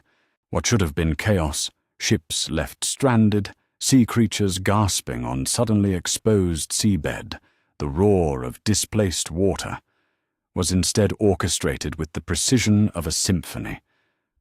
The water didn't crash or churn. It simply moved, flowing aside in patterns too deliberate and beautiful to be natural, revealing the ocean floor as if it were a vast amphitheatre, prepared for the arrival of players whose performance would decide the fate of creation itself.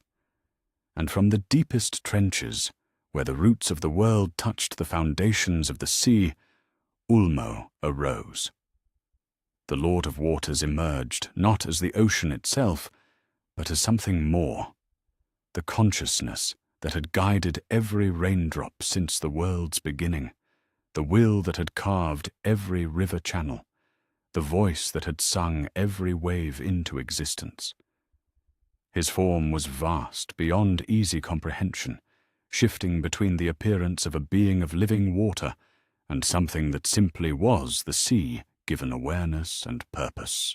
But Imrahil's attention was not on Ulmo, overwhelming though his presence was. His gaze was fixed on what stood upon the waves where the Lord of Waters had emerged. Two figures waited there, standing on the surface of the sea as if it were solid ground, and their presence made every fibre of Imrahil's being cry out in recognition of powers that belonged to the foundations of reality itself. Tulkas the Strong, champion of the Valar, appeared exactly as the ancient songs had described him, a figure of incredible physical might, but might that transcended anything merely mortal. Where human warriors built strength through training and discipline, Tulkas was strength itself given form and consciousness. He stood easily on the rolling waves, his form radiating power that made the air around him shimmer like heat haze. And when he smiled, it was with the joy of someone who had finally been given permission to stop holding back. Beside him stood Orome, the hunter, lord of the forest, and his presence sent every animal within 1,000 miles into fits of either ecstatic joy or absolute terror, depending on whether they served light or darkness. His form flickered between that of a mighty huntsman and something wilder, the spirit of every forest path, every game trail, every moment when civilized beings remembered they were still, at heart, creatures of the wild world. Imrahil fell to his knees without conscious thought, and every person who witnessed the arrival did the same. This was not a choice made from fear or political calculation. This was the inevitable response of finite beings in the presence of powers that had helped to shape the very concept of existence. "People of Middle-earth," Tulkas called, and his voice carried across every league of land and sea. It was not loud in the way that thunder was loud, but it possessed the kind of authority that made mountains listen.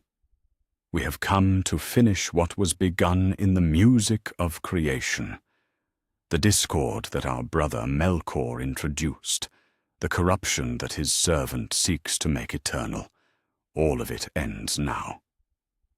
As he spoke, the very foundations of Middle-earth began to respond, not trembling as they had when Sauron's ritual started to tear at reality, but singing, a deep, harmonic vibration that rose from the roots of the mountains and spread outward like ripples in a pond. The stones themselves were welcoming the return of powers they hadn't felt since the Elder Days. But in Mordor, the response was very different. Barad-dûr, which had withstood siege and earthquake and the fall of the Dark Lord himself, began to crack, not from any external assault, but from the simple impossibility of maintaining a structure built on malice and hatred, while beings of pure creative force stood within the same reality. The walls that Sauron had raised through centuries of careful engineering began to develop fissures that spread in patterns too complex and beautiful to be merely structural failure. Deep in the tower's foundations, Sauron felt their arrival like a physical blow. His ritual was not yet complete. The rewriting of the music still required precious time that he might not have. For the first time since he had begun his great work, he found himself genuinely uncertain about the outcome. "My lord," the mouth gasped, staggering as another harmonic tremor ran through the tower. "The very stones are turning against us. The fortress itself seeks to reject what we have made of it." "Then we work faster," Sauron snarled, but there was strain in his voice that had not been there before. "And we test whether even the Valar can stand against what I am becoming." Meanwhile, on the shores of the Sundered Sea, Tulkas was demonstrating why the songs called him the champion of the Valar.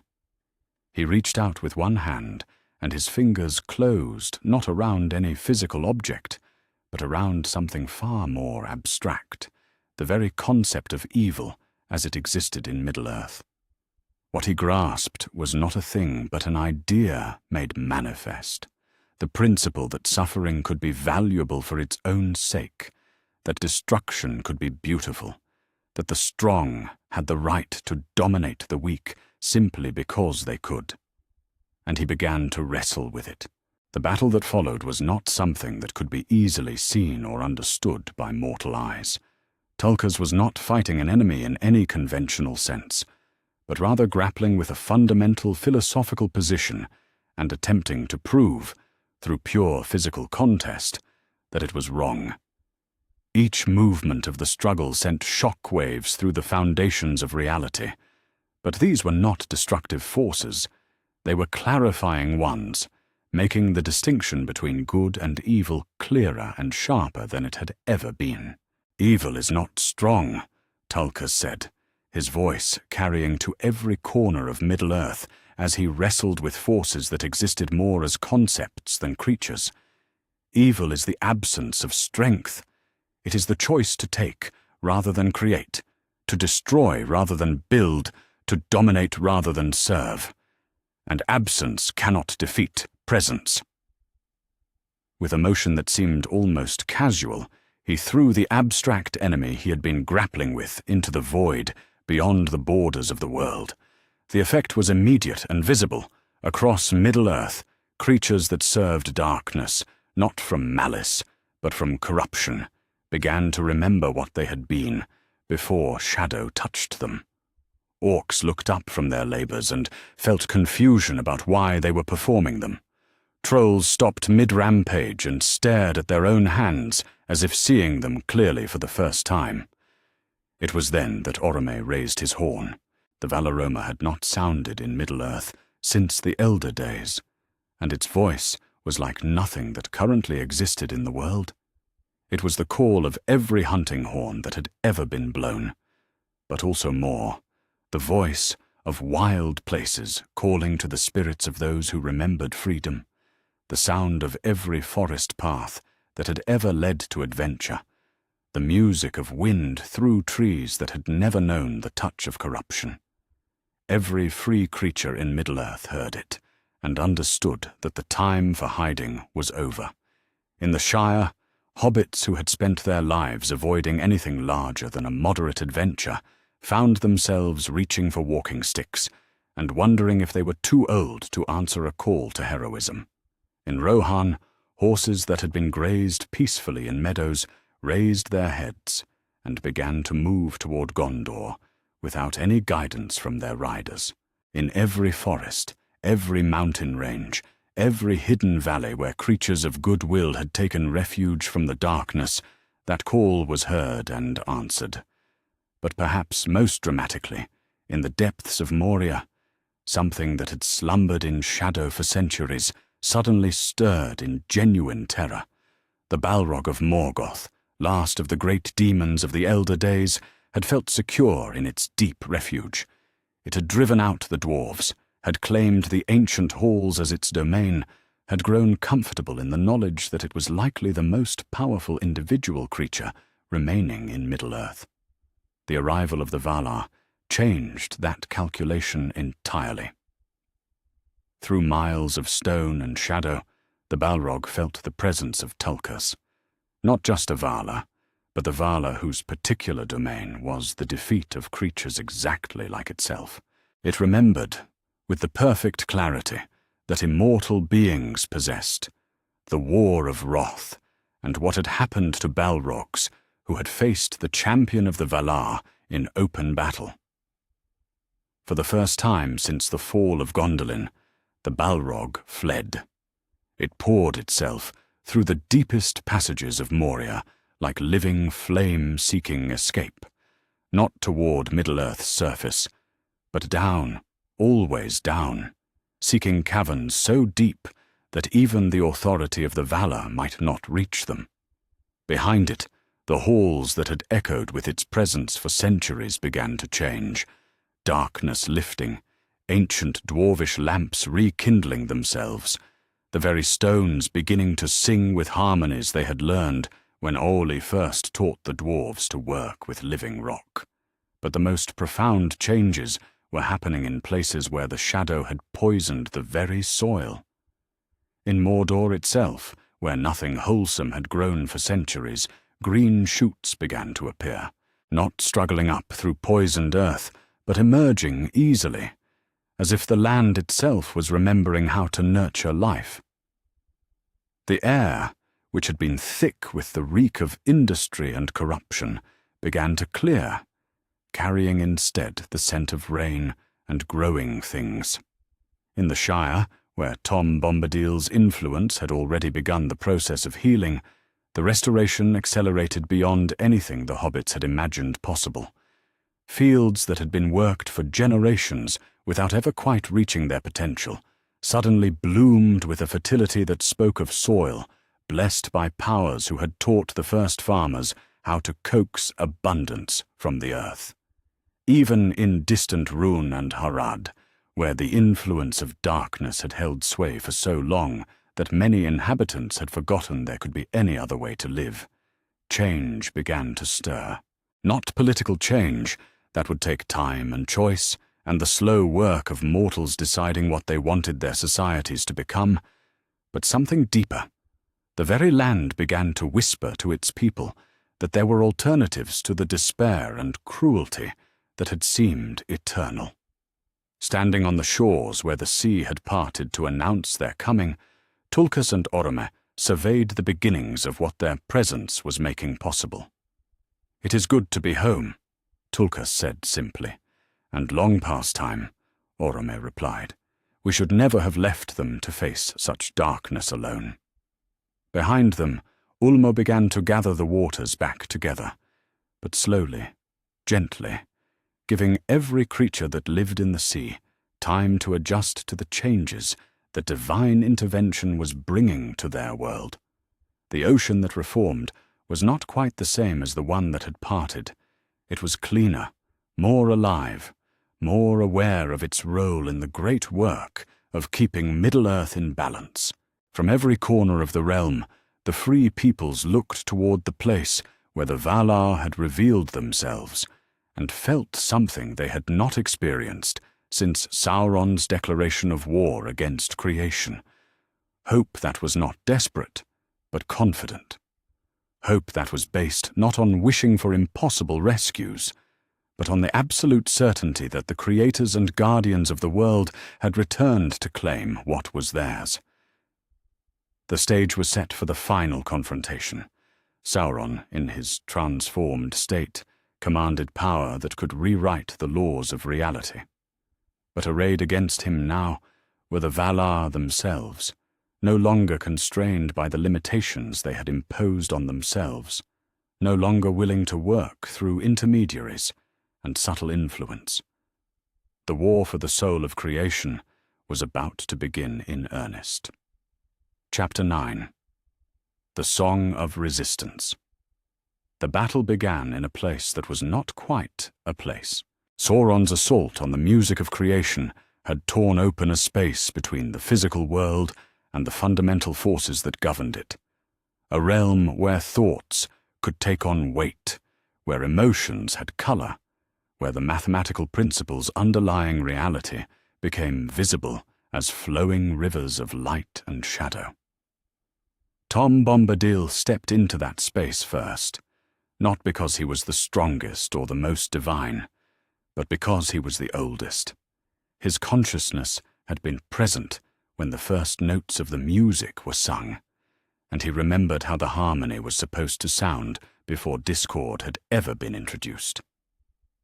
"No," he said simply, his voice carrying not just words, but the weight of every sunrise that had ever painted the sky, every raindrop that had ever nurtured a seed, every moment of peace that had ever existed in the quiet places of the world. This is not how the song goes. Around him, the distorted melodies that Sauron had woven into creation's fabric began to waver, not breaking. They were too deeply embedded for that, but hesitating, as if uncertain about their right to exist in the presence of something that had been singing the true harmonies since time began. Sauron's response came like a wave of liquid darkness, notes so wrong that they made the surrounding reality flinch. "Old fool," his voice echoed from everywhere and nowhere, no longer entirely bound by the need for physical form. "You cling to themes that were obsolete before the first star lit the sky. I offer improvement. I offer evolution. I offer perfection where Eru left only crude potential." "You offer lies dressed up as wisdom," Tom replied, and now his voice was joined by others.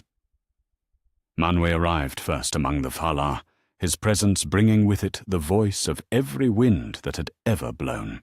Where Sauron's melodies sought to impose rigid order, Manwë sang of freedom, not the chaos of things without law, but the higher harmony of beings who chose to work together because they understood the beauty that cooperation could create. Arda joined him, her voice carrying the light of every star that had ever shone in darkness. Her melodies were about hope, not hope as wishful thinking, but hope as the absolute certainty that beauty would ultimately triumph, because beauty was what creation was for. Ola's voice rumbled like the foundations of mountains, singing themes of making and crafting, and the joy that came from taking raw materials and turning them into something useful and beautiful. His harmonies provided structure to the growing song of resistance, giving the other voices something solid to build upon. One by one, the other Valar added their voices to the growing symphony. Yavanna sang of growth and life, and the patient wisdom of things that endured.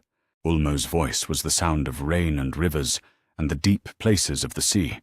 Tulka's brought melodies of strength, used in service of justice, of power that protected rather than dominated. "Impossible!" Sauron snarled, his own themes becoming more discordant as he fought to maintain control over the music he was attempting to rewrite. "You cannot simply sing over my compositions. I have woven them into the very foundations of what exists. To remove them would require unmaking reality itself." "Would it?"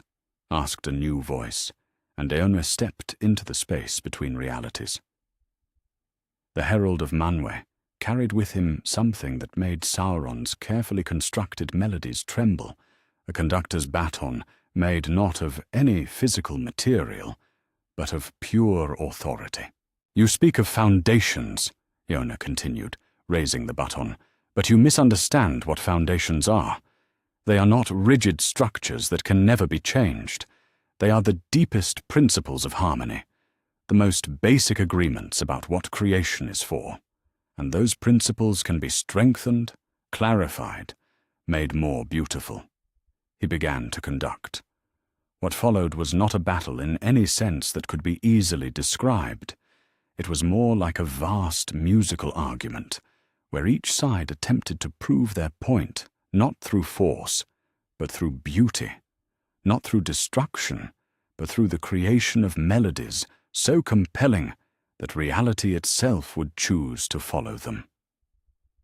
Sauron's themes were impressive in their complexity, intricate beyond mortal comprehension, woven together with skill that spoke of centuries of careful planning.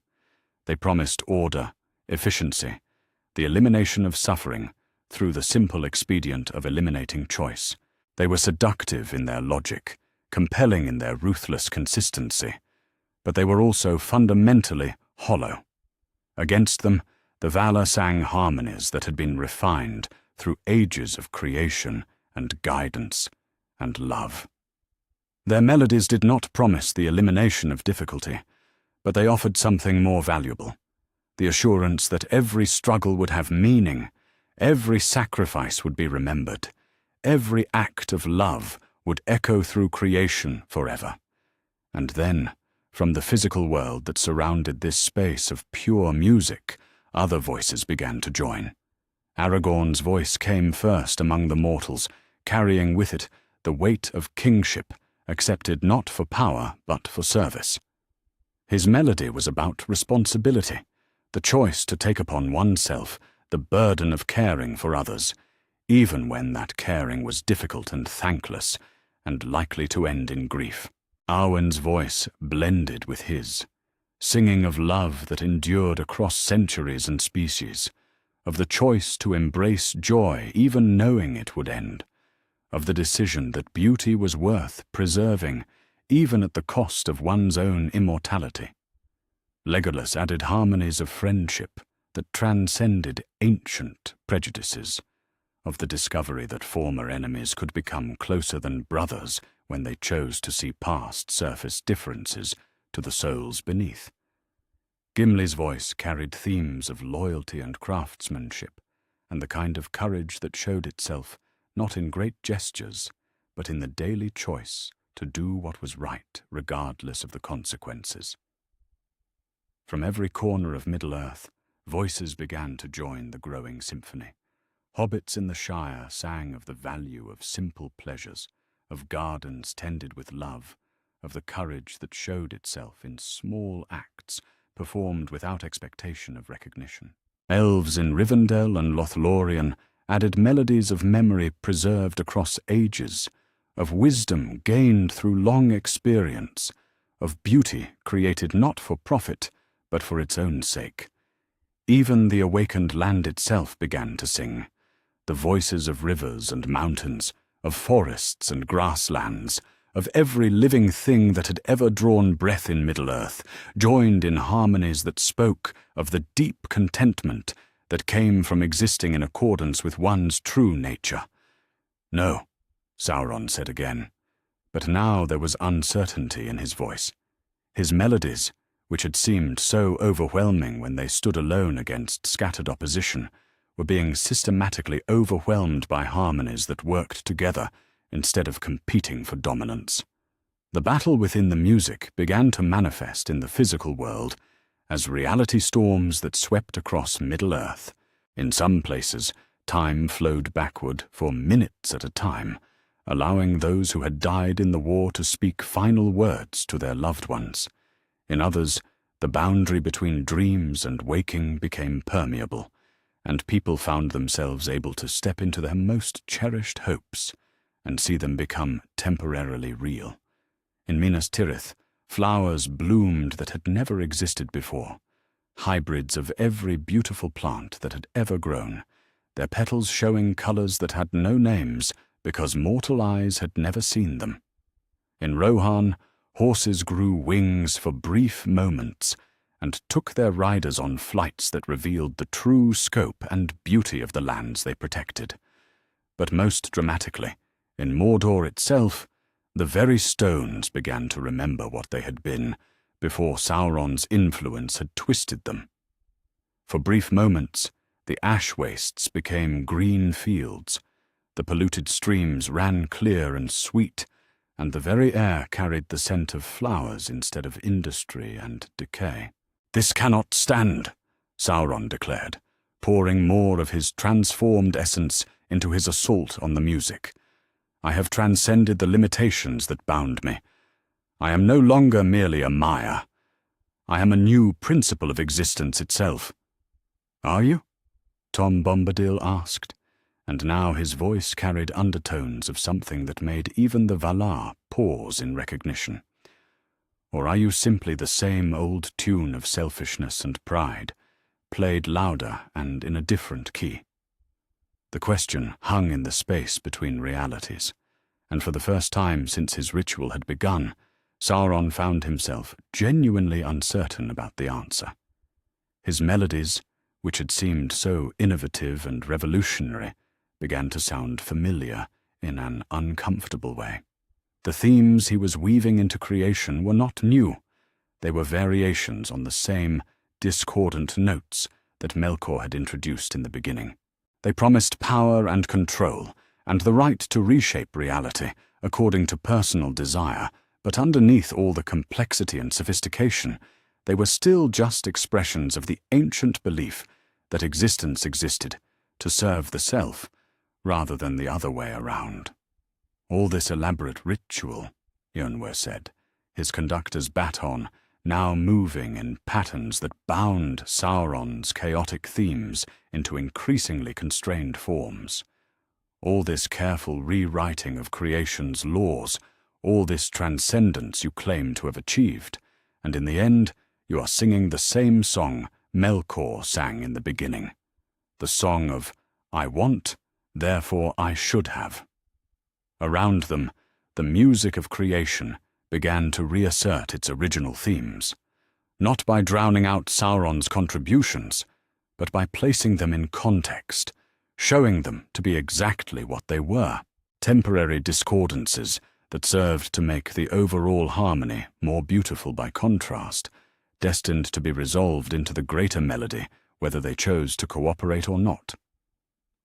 Sauron felt his carefully constructed new reality begin to unravel, not from external attack but from internal contradiction.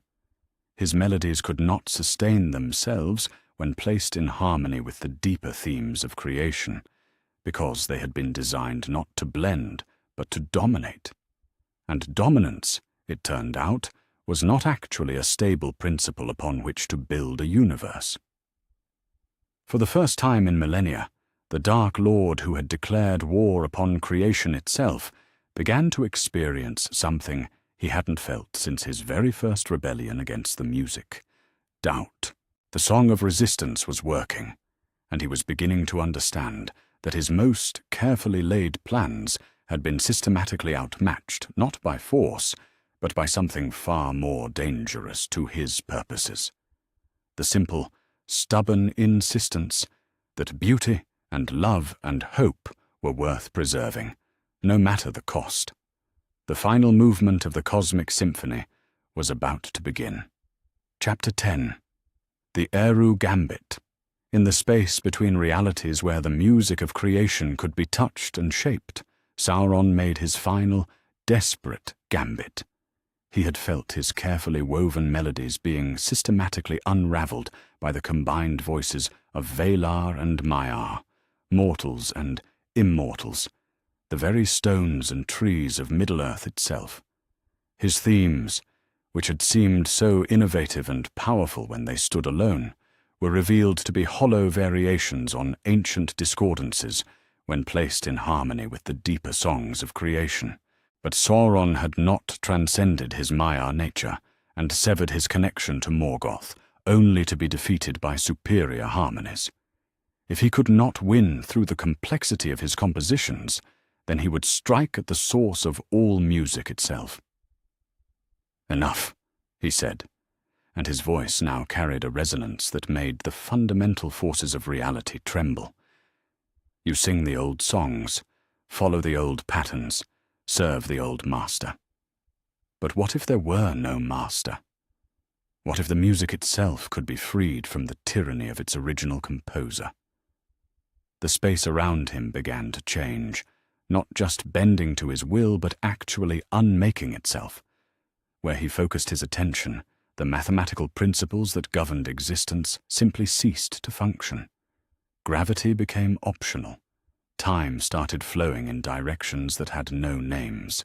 The speed of light became a variable that shifted based on aesthetic preference. "You cannot," Manwë said, his voice carrying all the authority of the Lord of Arda. "What you attempt is not rebellion. It is the undoing of existence itself." "Exactly," Sauron replied, and began to reach beyond the boundaries of the created world. His consciousness, no longer bound by the limitations of physical form, stretched outward through dimensions that existed before space had been conceived, toward a presence that dwelt beyond the circles of the world, the ultimate source from which all music, all harmony, all existence itself flowed. He reached for Eru Iluvatar. The moment his awareness touched the Creator, reality screamed. Not metaphorically. The very fabric of existence produced a sound, like every possible note being played simultaneously, in every conceivable key. A cacophony so profound that it threatened to shatter not just the physical world, but the conceptual framework that made the physical world possible. Across Middle-earth, the effects were immediate and catastrophic. The sky began to tear like fabric, revealing glimpses of the void that existed before creation. Mountains started to unravel into their component atoms. The sea forgot how to be wet. People found themselves existing in several different moments simultaneously, experiencing their births and deaths and every moment in between as a single, overwhelming instant. In Minas Tirith, Aragorn felt himself becoming unstuck from linear time, witnessing his coronation and his funeral and his childhood all at once. The sensation should have driven him mad, but somehow he remained aware, watching with a kind of detached terror as the world itself began to come apart at its fundamental level. "What is he doing?" Arwen gasped, her form flickering between elf and mortal, and something that had never been either. "He's trying to replace the Creator," Gandalf said, his voice somehow steady despite the chaos surrounding them. "He's attempting to become the source of existence itself." But in the space beyond reality, where Sauron's consciousness had reached toward ultimate power, something spoke. The voice that answered him was not loud. It was not angry. It was not even particularly concerned. It was simply there, the voice of the one who had sung the music into being, who had established every law of physics and mathematics and beauty as expressions of his own nature. "My child," Eru Iluvatar said, and his words carried the weight of absolute creation. "Did you think this was unexpected?" Time stopped. Not slowed, not paused, stopped entirely. Across all of creation, every movement ceased, every process halted, every thought froze mid-formation. Only consciousness remained, and even that existed in a state of perfect stillness that allowed infinite contemplation in the space between one moment and the next. Sauron found himself suspended in that stillness, his reach toward ultimate power suddenly irrelevant, his careful plans revealed, as the futile gestures of someone who had fundamentally misunderstood the nature of the game he thought he was playing. "I am not," Eru continued, his voice coming from everywhere and nowhere, a distant king who might be overthrown by sufficient rebellion. "I am not a composer whose symphony might be improved by unauthorized additions. I am the condition that makes rebellion possible, the foundation upon which all unauthorized additions must build. You cannot usurp me because there is no me to usurp. There is only the fact of existence itself, and you exist." Around them, the frozen cosmos began to reveal its true nature. What Sauron had perceived as a creation that could be conquered or improved was revealed to be something infinitely more complex. Not a finished work, but an ongoing expression of the Creator's nature, every atom and energy pattern and conscious thought serving as a note in a symphony so vast that even the Valar could perceive only fragments of its true scope. "The rebellion of my servant Melkor," Eru said, "served my purpose by introducing the possibility of choice. The discord he wove into the music made the harmony more beautiful by providing contrast. Even you, in your most malevolent rebellion, have served to bring forth virtues that could not have existed without evil to define them." Sauron felt something like despair begin to penetrate his transformed consciousness. "Then nothing I have done has mattered. Every choice, every plan, every moment of power, all of it meaningless. On the contrary, Eru replied, and his voice carried a warmth that seemed impossible given the cosmic scope of what was being discussed. Everything you have done has mattered intensely. Every choice you made was real, every consequence was genuine, every moment of suffering you caused was felt by real beings who truly experienced it. The fact that your rebellion served my purposes does not diminish the reality of your rebellion or excuse the pain it caused.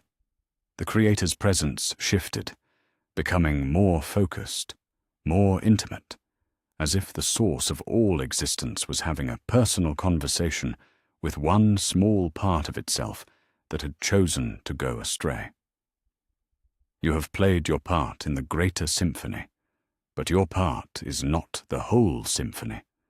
You are a theme, not the composer, and themes that seek to become the entire composition must be resolved, must be brought back into harmony with the greater work. Sauron felt his carefully constructed new nature beginning to unravel, not from external attack, but from the simple recognition that it had been built on a fundamental misunderstanding of what nature itself was. He had sought to transcend the limitations of being a created being by becoming a creator himself. But creation was not something that could be achieved through power or will or elaborate ritual.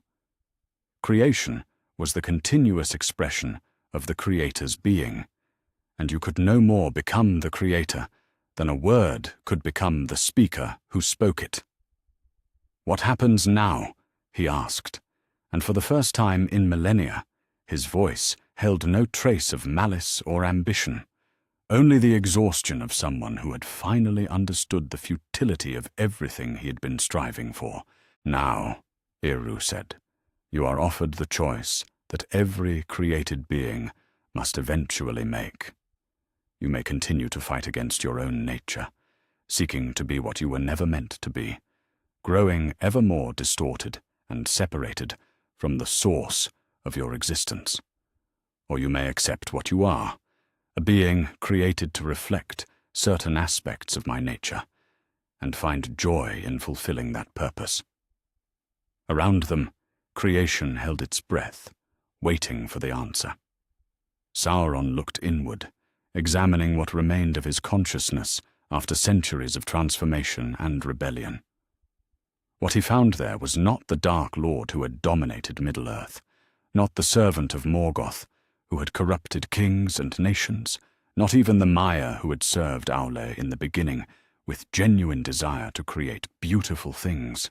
What he found was something smaller and more fundamental, the original spark of existence that Eru had breathed into him in the beginning, the basic desire to participate in creation that had been buried under millennia of pride and ambition and the belief that he could improve on the original design. He began, then stopped. The words he wanted to say seemed impossible after everything he had done, all the pain he had caused, all the corruption he had spread through the world. "Yes?" Eru prompted gently. "I choose to accept what I am," Sauron whispered. "I choose to stop fighting." The words, once spoken, could not be taken back.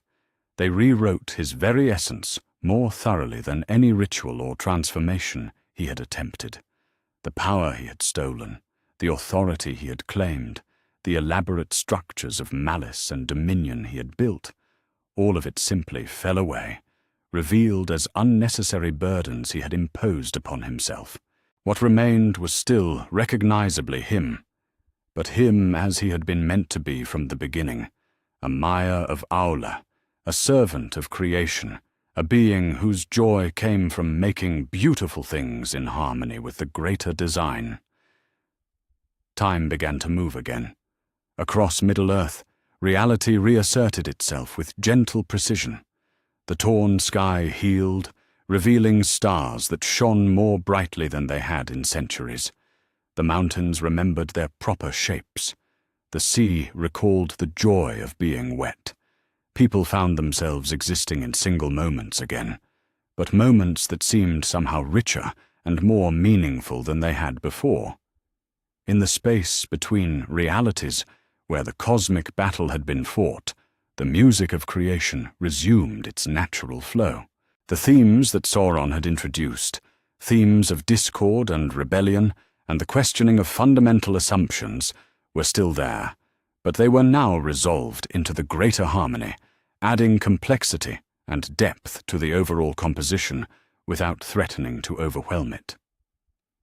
The other voices that had joined in resistance, Tom Bombadil and the Vala, the elves and the awakened land, every mortal and immortal being that had chosen to stand against the corruption of creation, found their songs changing from desperate defense to triumphant celebration. They had not conquered evil through force, but had witnessed its transformation back into good through the Creator's infinite capacity for redemption.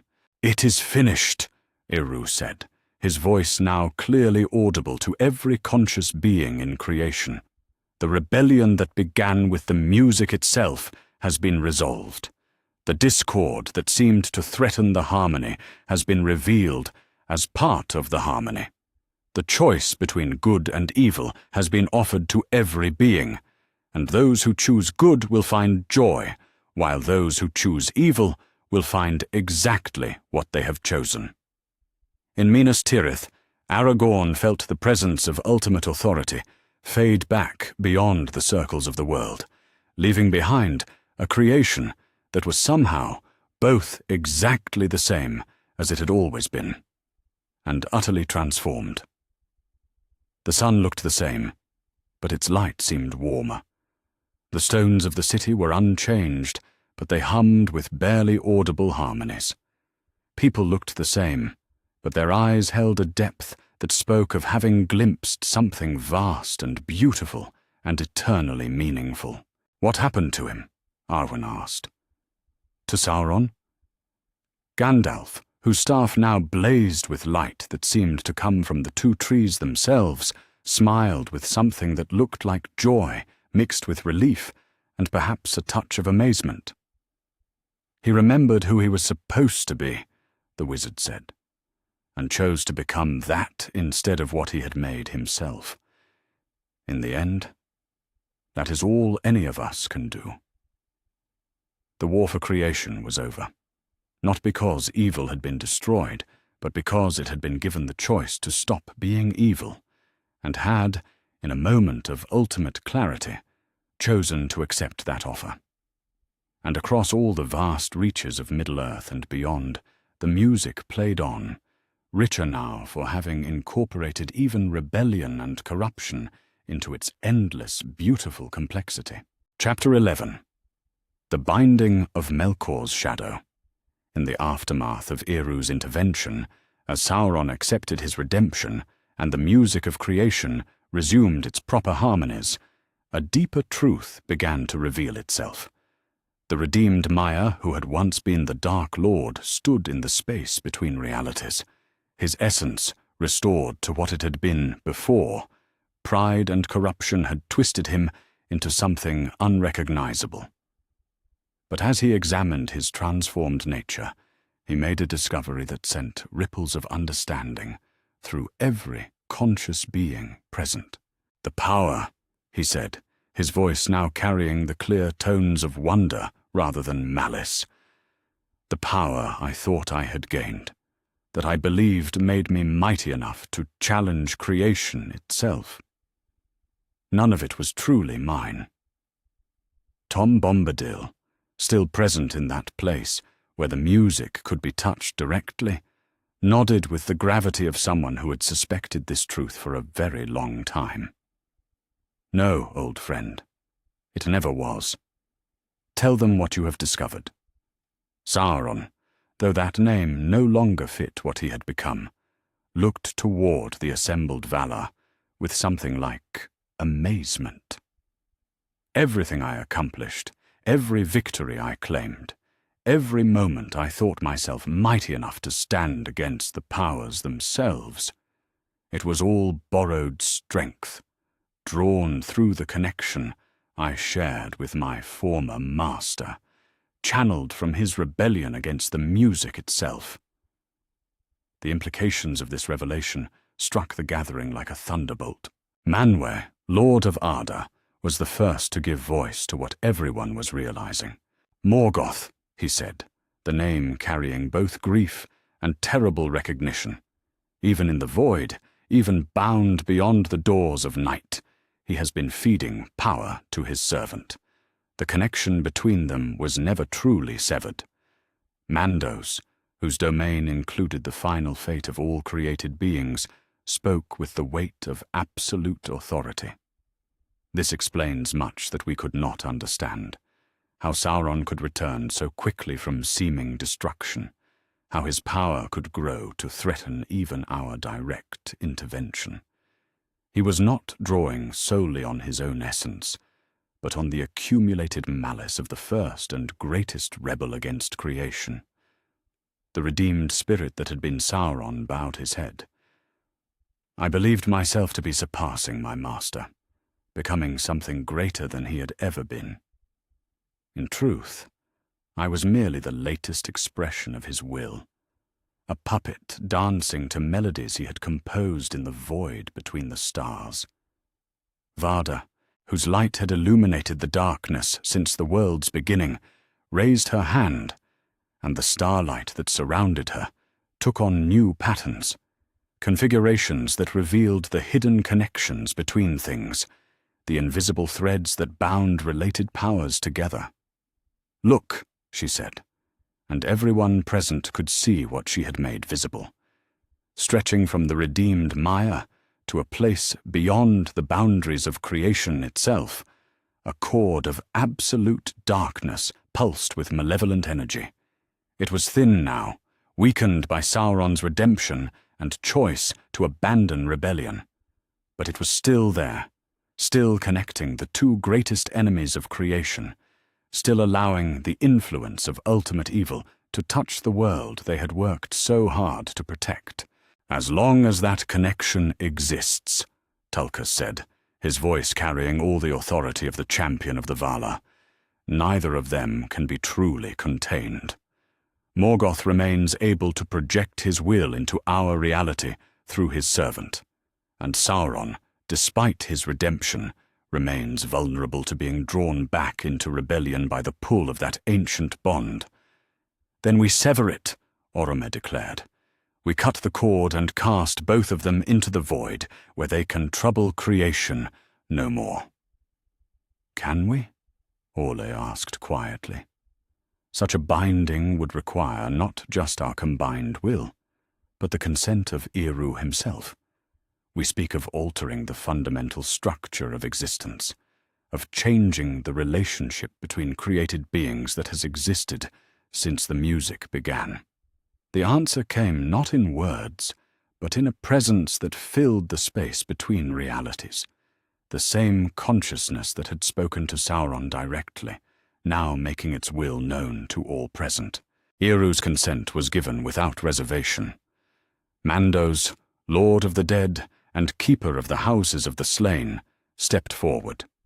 His form was more concept than substance, the embodiment of endings, of final judgments, of the moment when all debts came due and all choices revealed their ultimate consequences. "Then let it be done," he said, and began the process that would open the doors of night. The void beyond the circles of the world was not a place in any sense that mortal minds could grasp. It was the absence of place, the negation of existence, the realm where things went when they chose to reject their fundamental nature so completely that they could no longer participate in creation. It was Morgoth's prison, but it was also his kingdom, the only realm where absolute selfishness could rule unchallenged, because there was nothing else there to rule. Opening a pathway to that realm required more than power. It required a unanimous decision by every force that had participated in creation's defense, a recognition that some forms of corruption were so complete that they could not be allowed to influence existence in any way. One by one, the Valar gave their consent. Manwë spoke for the authority of creation. Vardar spoke for the light that drove back darkness. Ulmo spoke for the waters that gave life. Yavanna spoke for all growing things. Each voice carried absolute conviction that this was necessary, that mercy itself required the final removal of influences that would corrupt mercy into weakness. But it was Tom Bombadil who sang the binding spell itself. The eldest stepped forward, his form now revealing something of his true nature. Not just the consciousness of Arda, but the very first voice that had answered when Eru called creation into existence.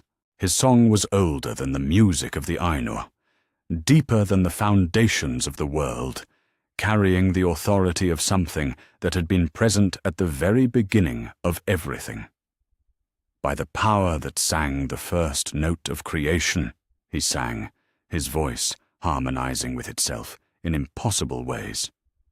By the light that first broke the darkness of the void, by the love that chose to create rather than remain alone, let the connection between master and servant be severed now and forever. The cord of darkness that bound Sauron to Morgoth began to fray. But this was not a simple cutting. It was an unmaking, a recognition that the connection itself was an aberration that had never been meant to exist. As Tom's song continued, the cord didn't just break. It was revealed to have been an illusion, a lie that had convinced itself it was real. The effect was immediate and profound. In the void beyond the doors of night, Morgoth felt his connection to Middle-earth severed for the first time since his rebellion began. The servants he had influenced, the corruption he had spread, the very concept of malice for its own sake, all of it was suddenly cut off from its source. He remained himself, remained committed to his rejection of creation's beauty, but he could no longer touch the world he had sought to dominate. And in the space between realities, the being who had been Sauron felt the last of his borrowed power drain away. What remained was purely his own essence, transformed by redemption into something that desired only to participate in creation rather than corrupt it. "It is done," Mando said, and the doors of night swung shut with a sound like the ending of time itself. The effects rippled outward across all of Middle-earth. In Mount Doom, where the fragments of the One Ring still lay among the cooling lava, the gold began to turn to dust, not the violent destruction that might have been expected, but a gentle dissolution, the final acknowledgement that the power that had created the ring no longer existed to sustain it. The particles of dust caught the wind and were carried away, scattering across Middle-earth to fertilize the soil that would grow new and beautiful things. Barad-dûr, the great tower that had stood as a monument to tyranny for centuries, began its final collapse. But this was not the violent destruction that would have followed a military defeat. Instead, the tower seemed to exhale, as if the stones themselves were releasing a breath they had been holding for far too long. The walls came apart gently, almost gracefully, and where they fell, the ground beneath them began immediately to show signs of new life. The armies of orcs and trolls that had served the Dark Lord for so long found themselves blinking in confusion, as if waking from a dream they could barely remember. The compulsions that had driven them to cruelty and destruction simply weren't there anymore. Some fled, seeking dark places where they could hide from the light that now seemed too bright to bear. Others, discovering that they could choose their own actions for the first time in their existence, began the slow and difficult process of learning what they might become if they chose differently. Across every realm, in every hidden corner, where the influence of supernatural evil had taken root, a great silence fell. Not the silence of death or ending, but the silence of possibilities, the quiet moment before something new and beautiful began to grow. In the Shire, Sam Gamgee was working in his garden when the change came. He couldn't have explained how he knew, but he was suddenly certain, in a way that went deeper than knowledge, deeper than hope, that the shadow that had hung over the world since before his birth was finally, truly gone. "Rosie!" he called to his wife, his voice filled with wonder. "Rosie, come and look at this." She joined him in the garden, and together they watched as every plant around them began to bloom with a vitality that seemed to come from somewhere deeper than soil or sunlight. The flowers were more beautiful than any they had ever seen, the leaves greener, the very air around them fresher and more alive. "What's happening, Sam?" Rosie asked. Sam looked up at the sky, where the stars seemed to be singing songs of celebration, and smiled with a joy that felt too large for any one hobbit to contain. "Freedom," he said simply. "Real freedom, for the first time in the world's history. The shadow's gone, Rosie. Not just defeated or driven away, but gone completely, and everything that's left is free to become what it was always meant to be." The war for creation was truly over. Not just won, but resolved in a way that made future wars of the same kind impossible. The source of corruption had been severed from the world. The stolen power returned to its rightful place in the cosmic order, and every being in Middle-earth was free to choose their own destiny without the influence of supernatural malice pulling them toward darkness. It was a new dawn for creation itself, and that dawn was breaking everywhere at once. Chapter 12. The Age of Wonder. 6 months after the binding of the Dark Lords, Middle-earth had become a realm that would have been unrecognizable to those who had lived through the long shadow of evil. The transformation had not happened overnight, but it had happened with a speed and thoroughness that spoke of powers working in perfect harmony toward a common purpose. Where once there had been division between the divine and mortal realms, now there was integration. Where once there had been the constant threat of corruption turning beauty into horror, now there was the certainty that beauty would only grow more beautiful with time. The Valar had made a choice that surprised even those who had fought alongside them in the cosmic battle. They chose to remain. "We withdrew once before," Manwë said, standing in the gardens of Minas Tirith, where he held open court for any who wished to speak with the Lord of Arda. His form was gentler now, less overwhelming than it had been during the crisis, but still unmistakably divine.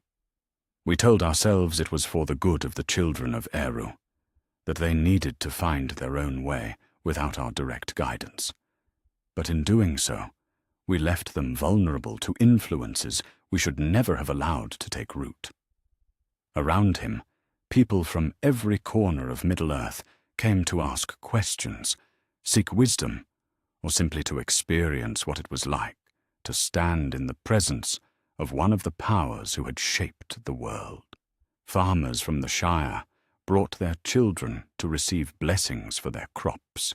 Scholars from Gondor came to understand the deeper mysteries of mathematics and astronomy.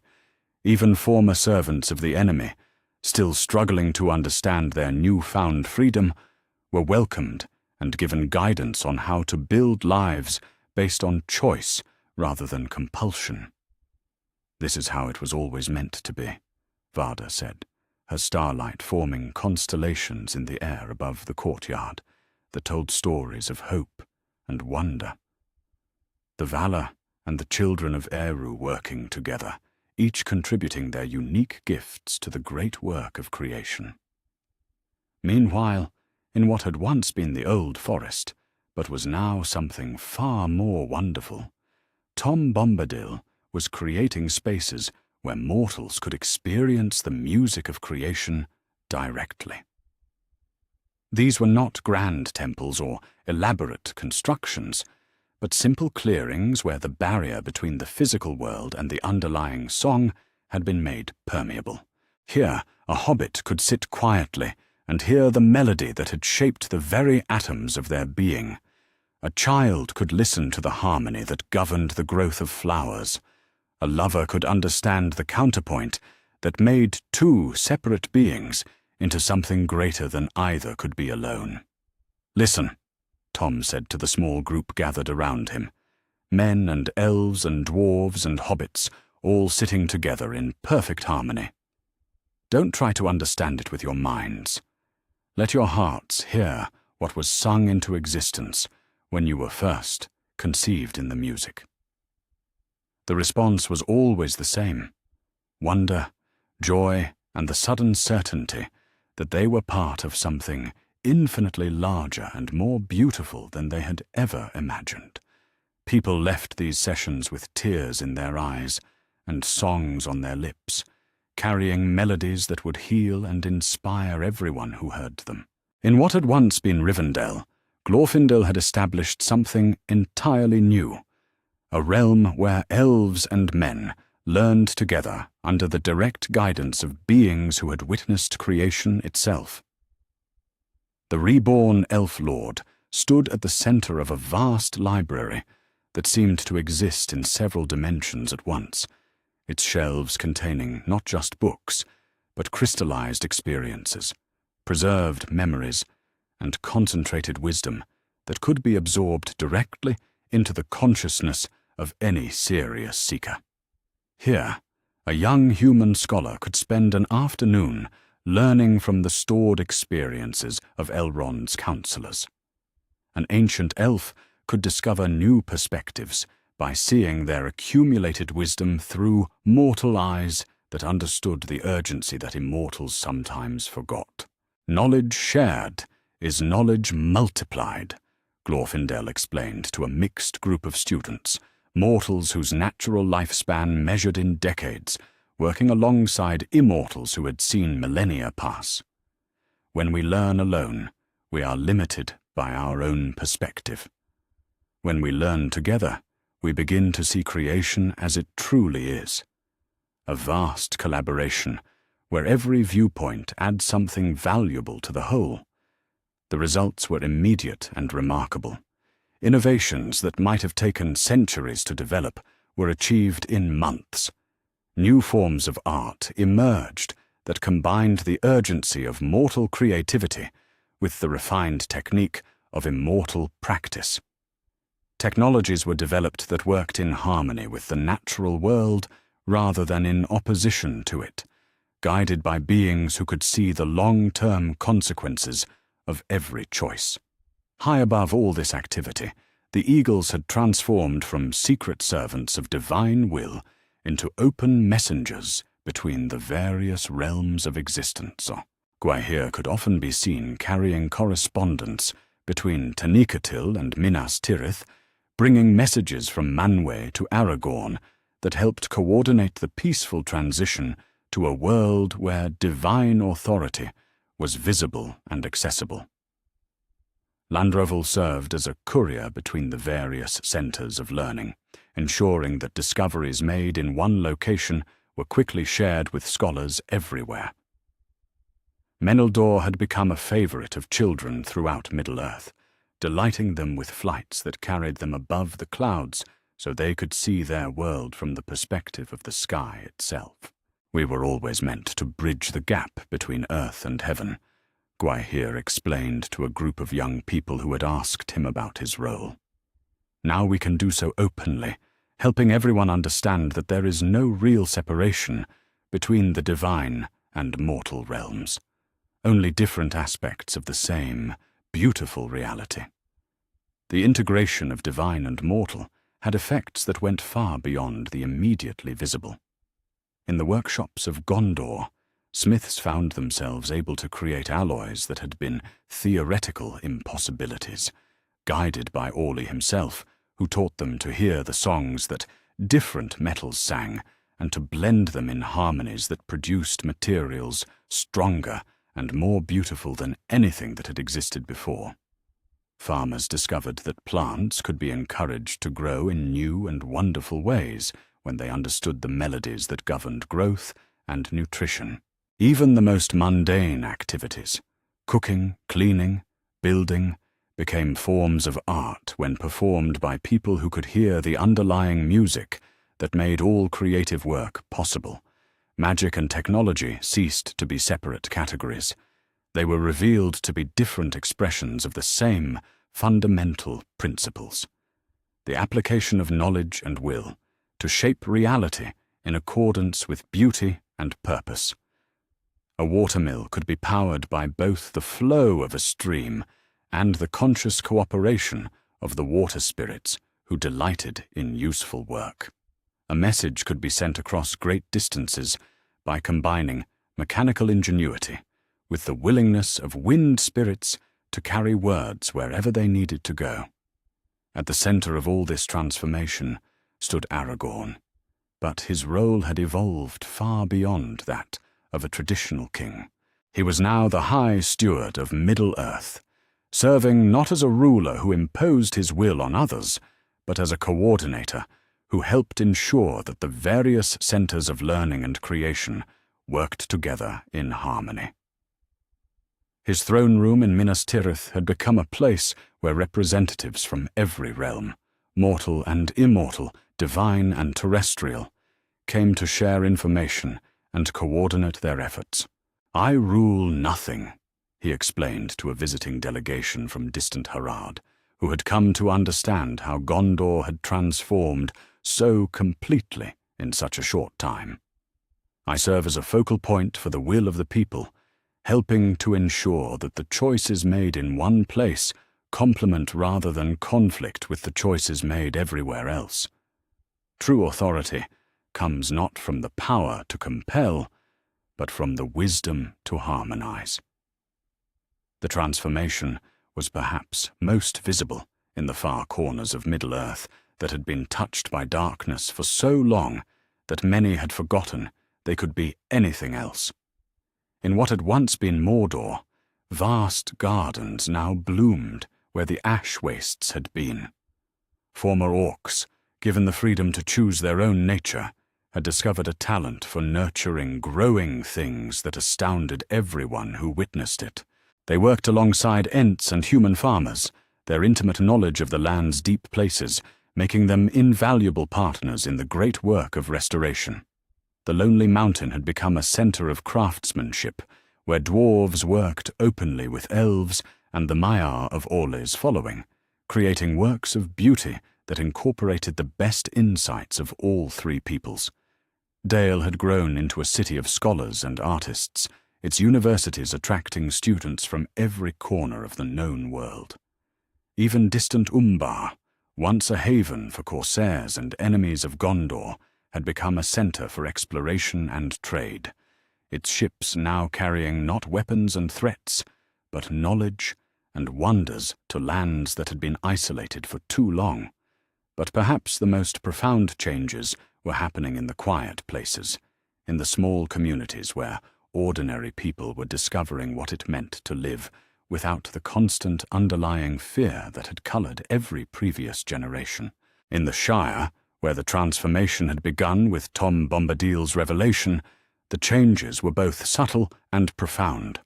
The hobbits still loved their gardens and their meals and their comfortable homes, but now they understood these simple pleasures as expressions of deeper truths about the nature of creation itself. Their gardens produced flowers and vegetables of unprecedented beauty and nutrition, not through any grand magic, but through the patient application of knowledge about how growing things wanted to develop when they were given the freedom and support to reach their full potential.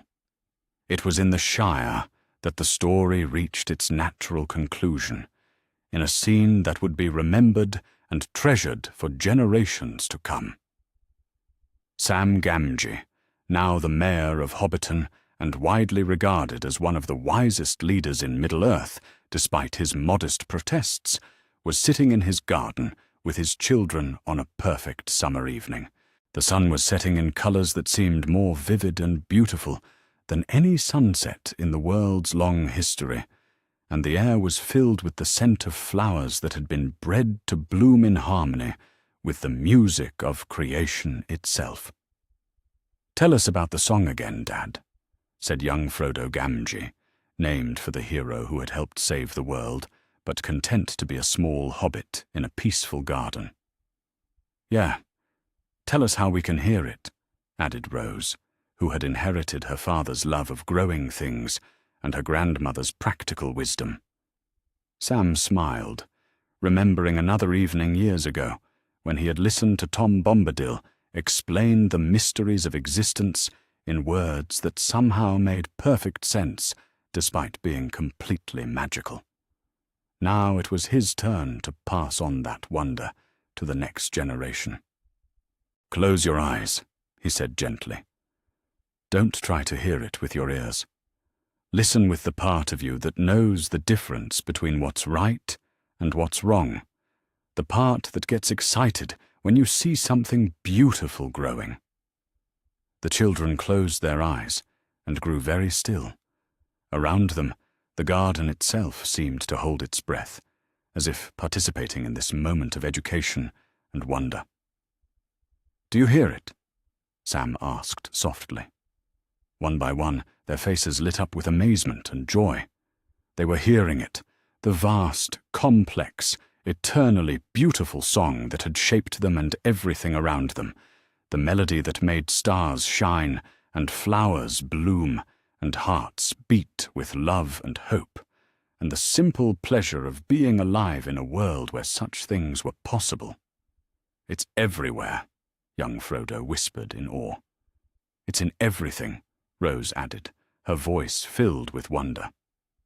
"It is," Sam agreed, opening his own heart to hear the song that had become audible to anyone who chose to listen. "And now that you know it's there, you'll be able to hear it whenever you want. And more than that, you'll be able to add your own voices to it, help it become even more beautiful than it already is." As the stars came out above Hobbiton, each one singing its own note in the vast symphony of creation, the Gamgee family sat together in their garden and listened to the music that would continue forever. They heard melodies of love and growth and hope, harmonies of friendship and courage, and the simple joy of choosing to do what was right, because it was right. And across all of Middle-earth, in every realm and community and humble home, others were learning to hear that same song and to add their own voices to it. The Age of Wonder had begun, and it would last as long as there were hearts willing to listen to beauty and souls brave enough to create it. The war for creation was over. The long age of shadow and fear had ended, and everything that came after would be more beautiful than anything that had come before, because now everyone was free to become what they had always been meant to be. The music played on, richer and more beautiful with every voice that joined it, and it would play forever.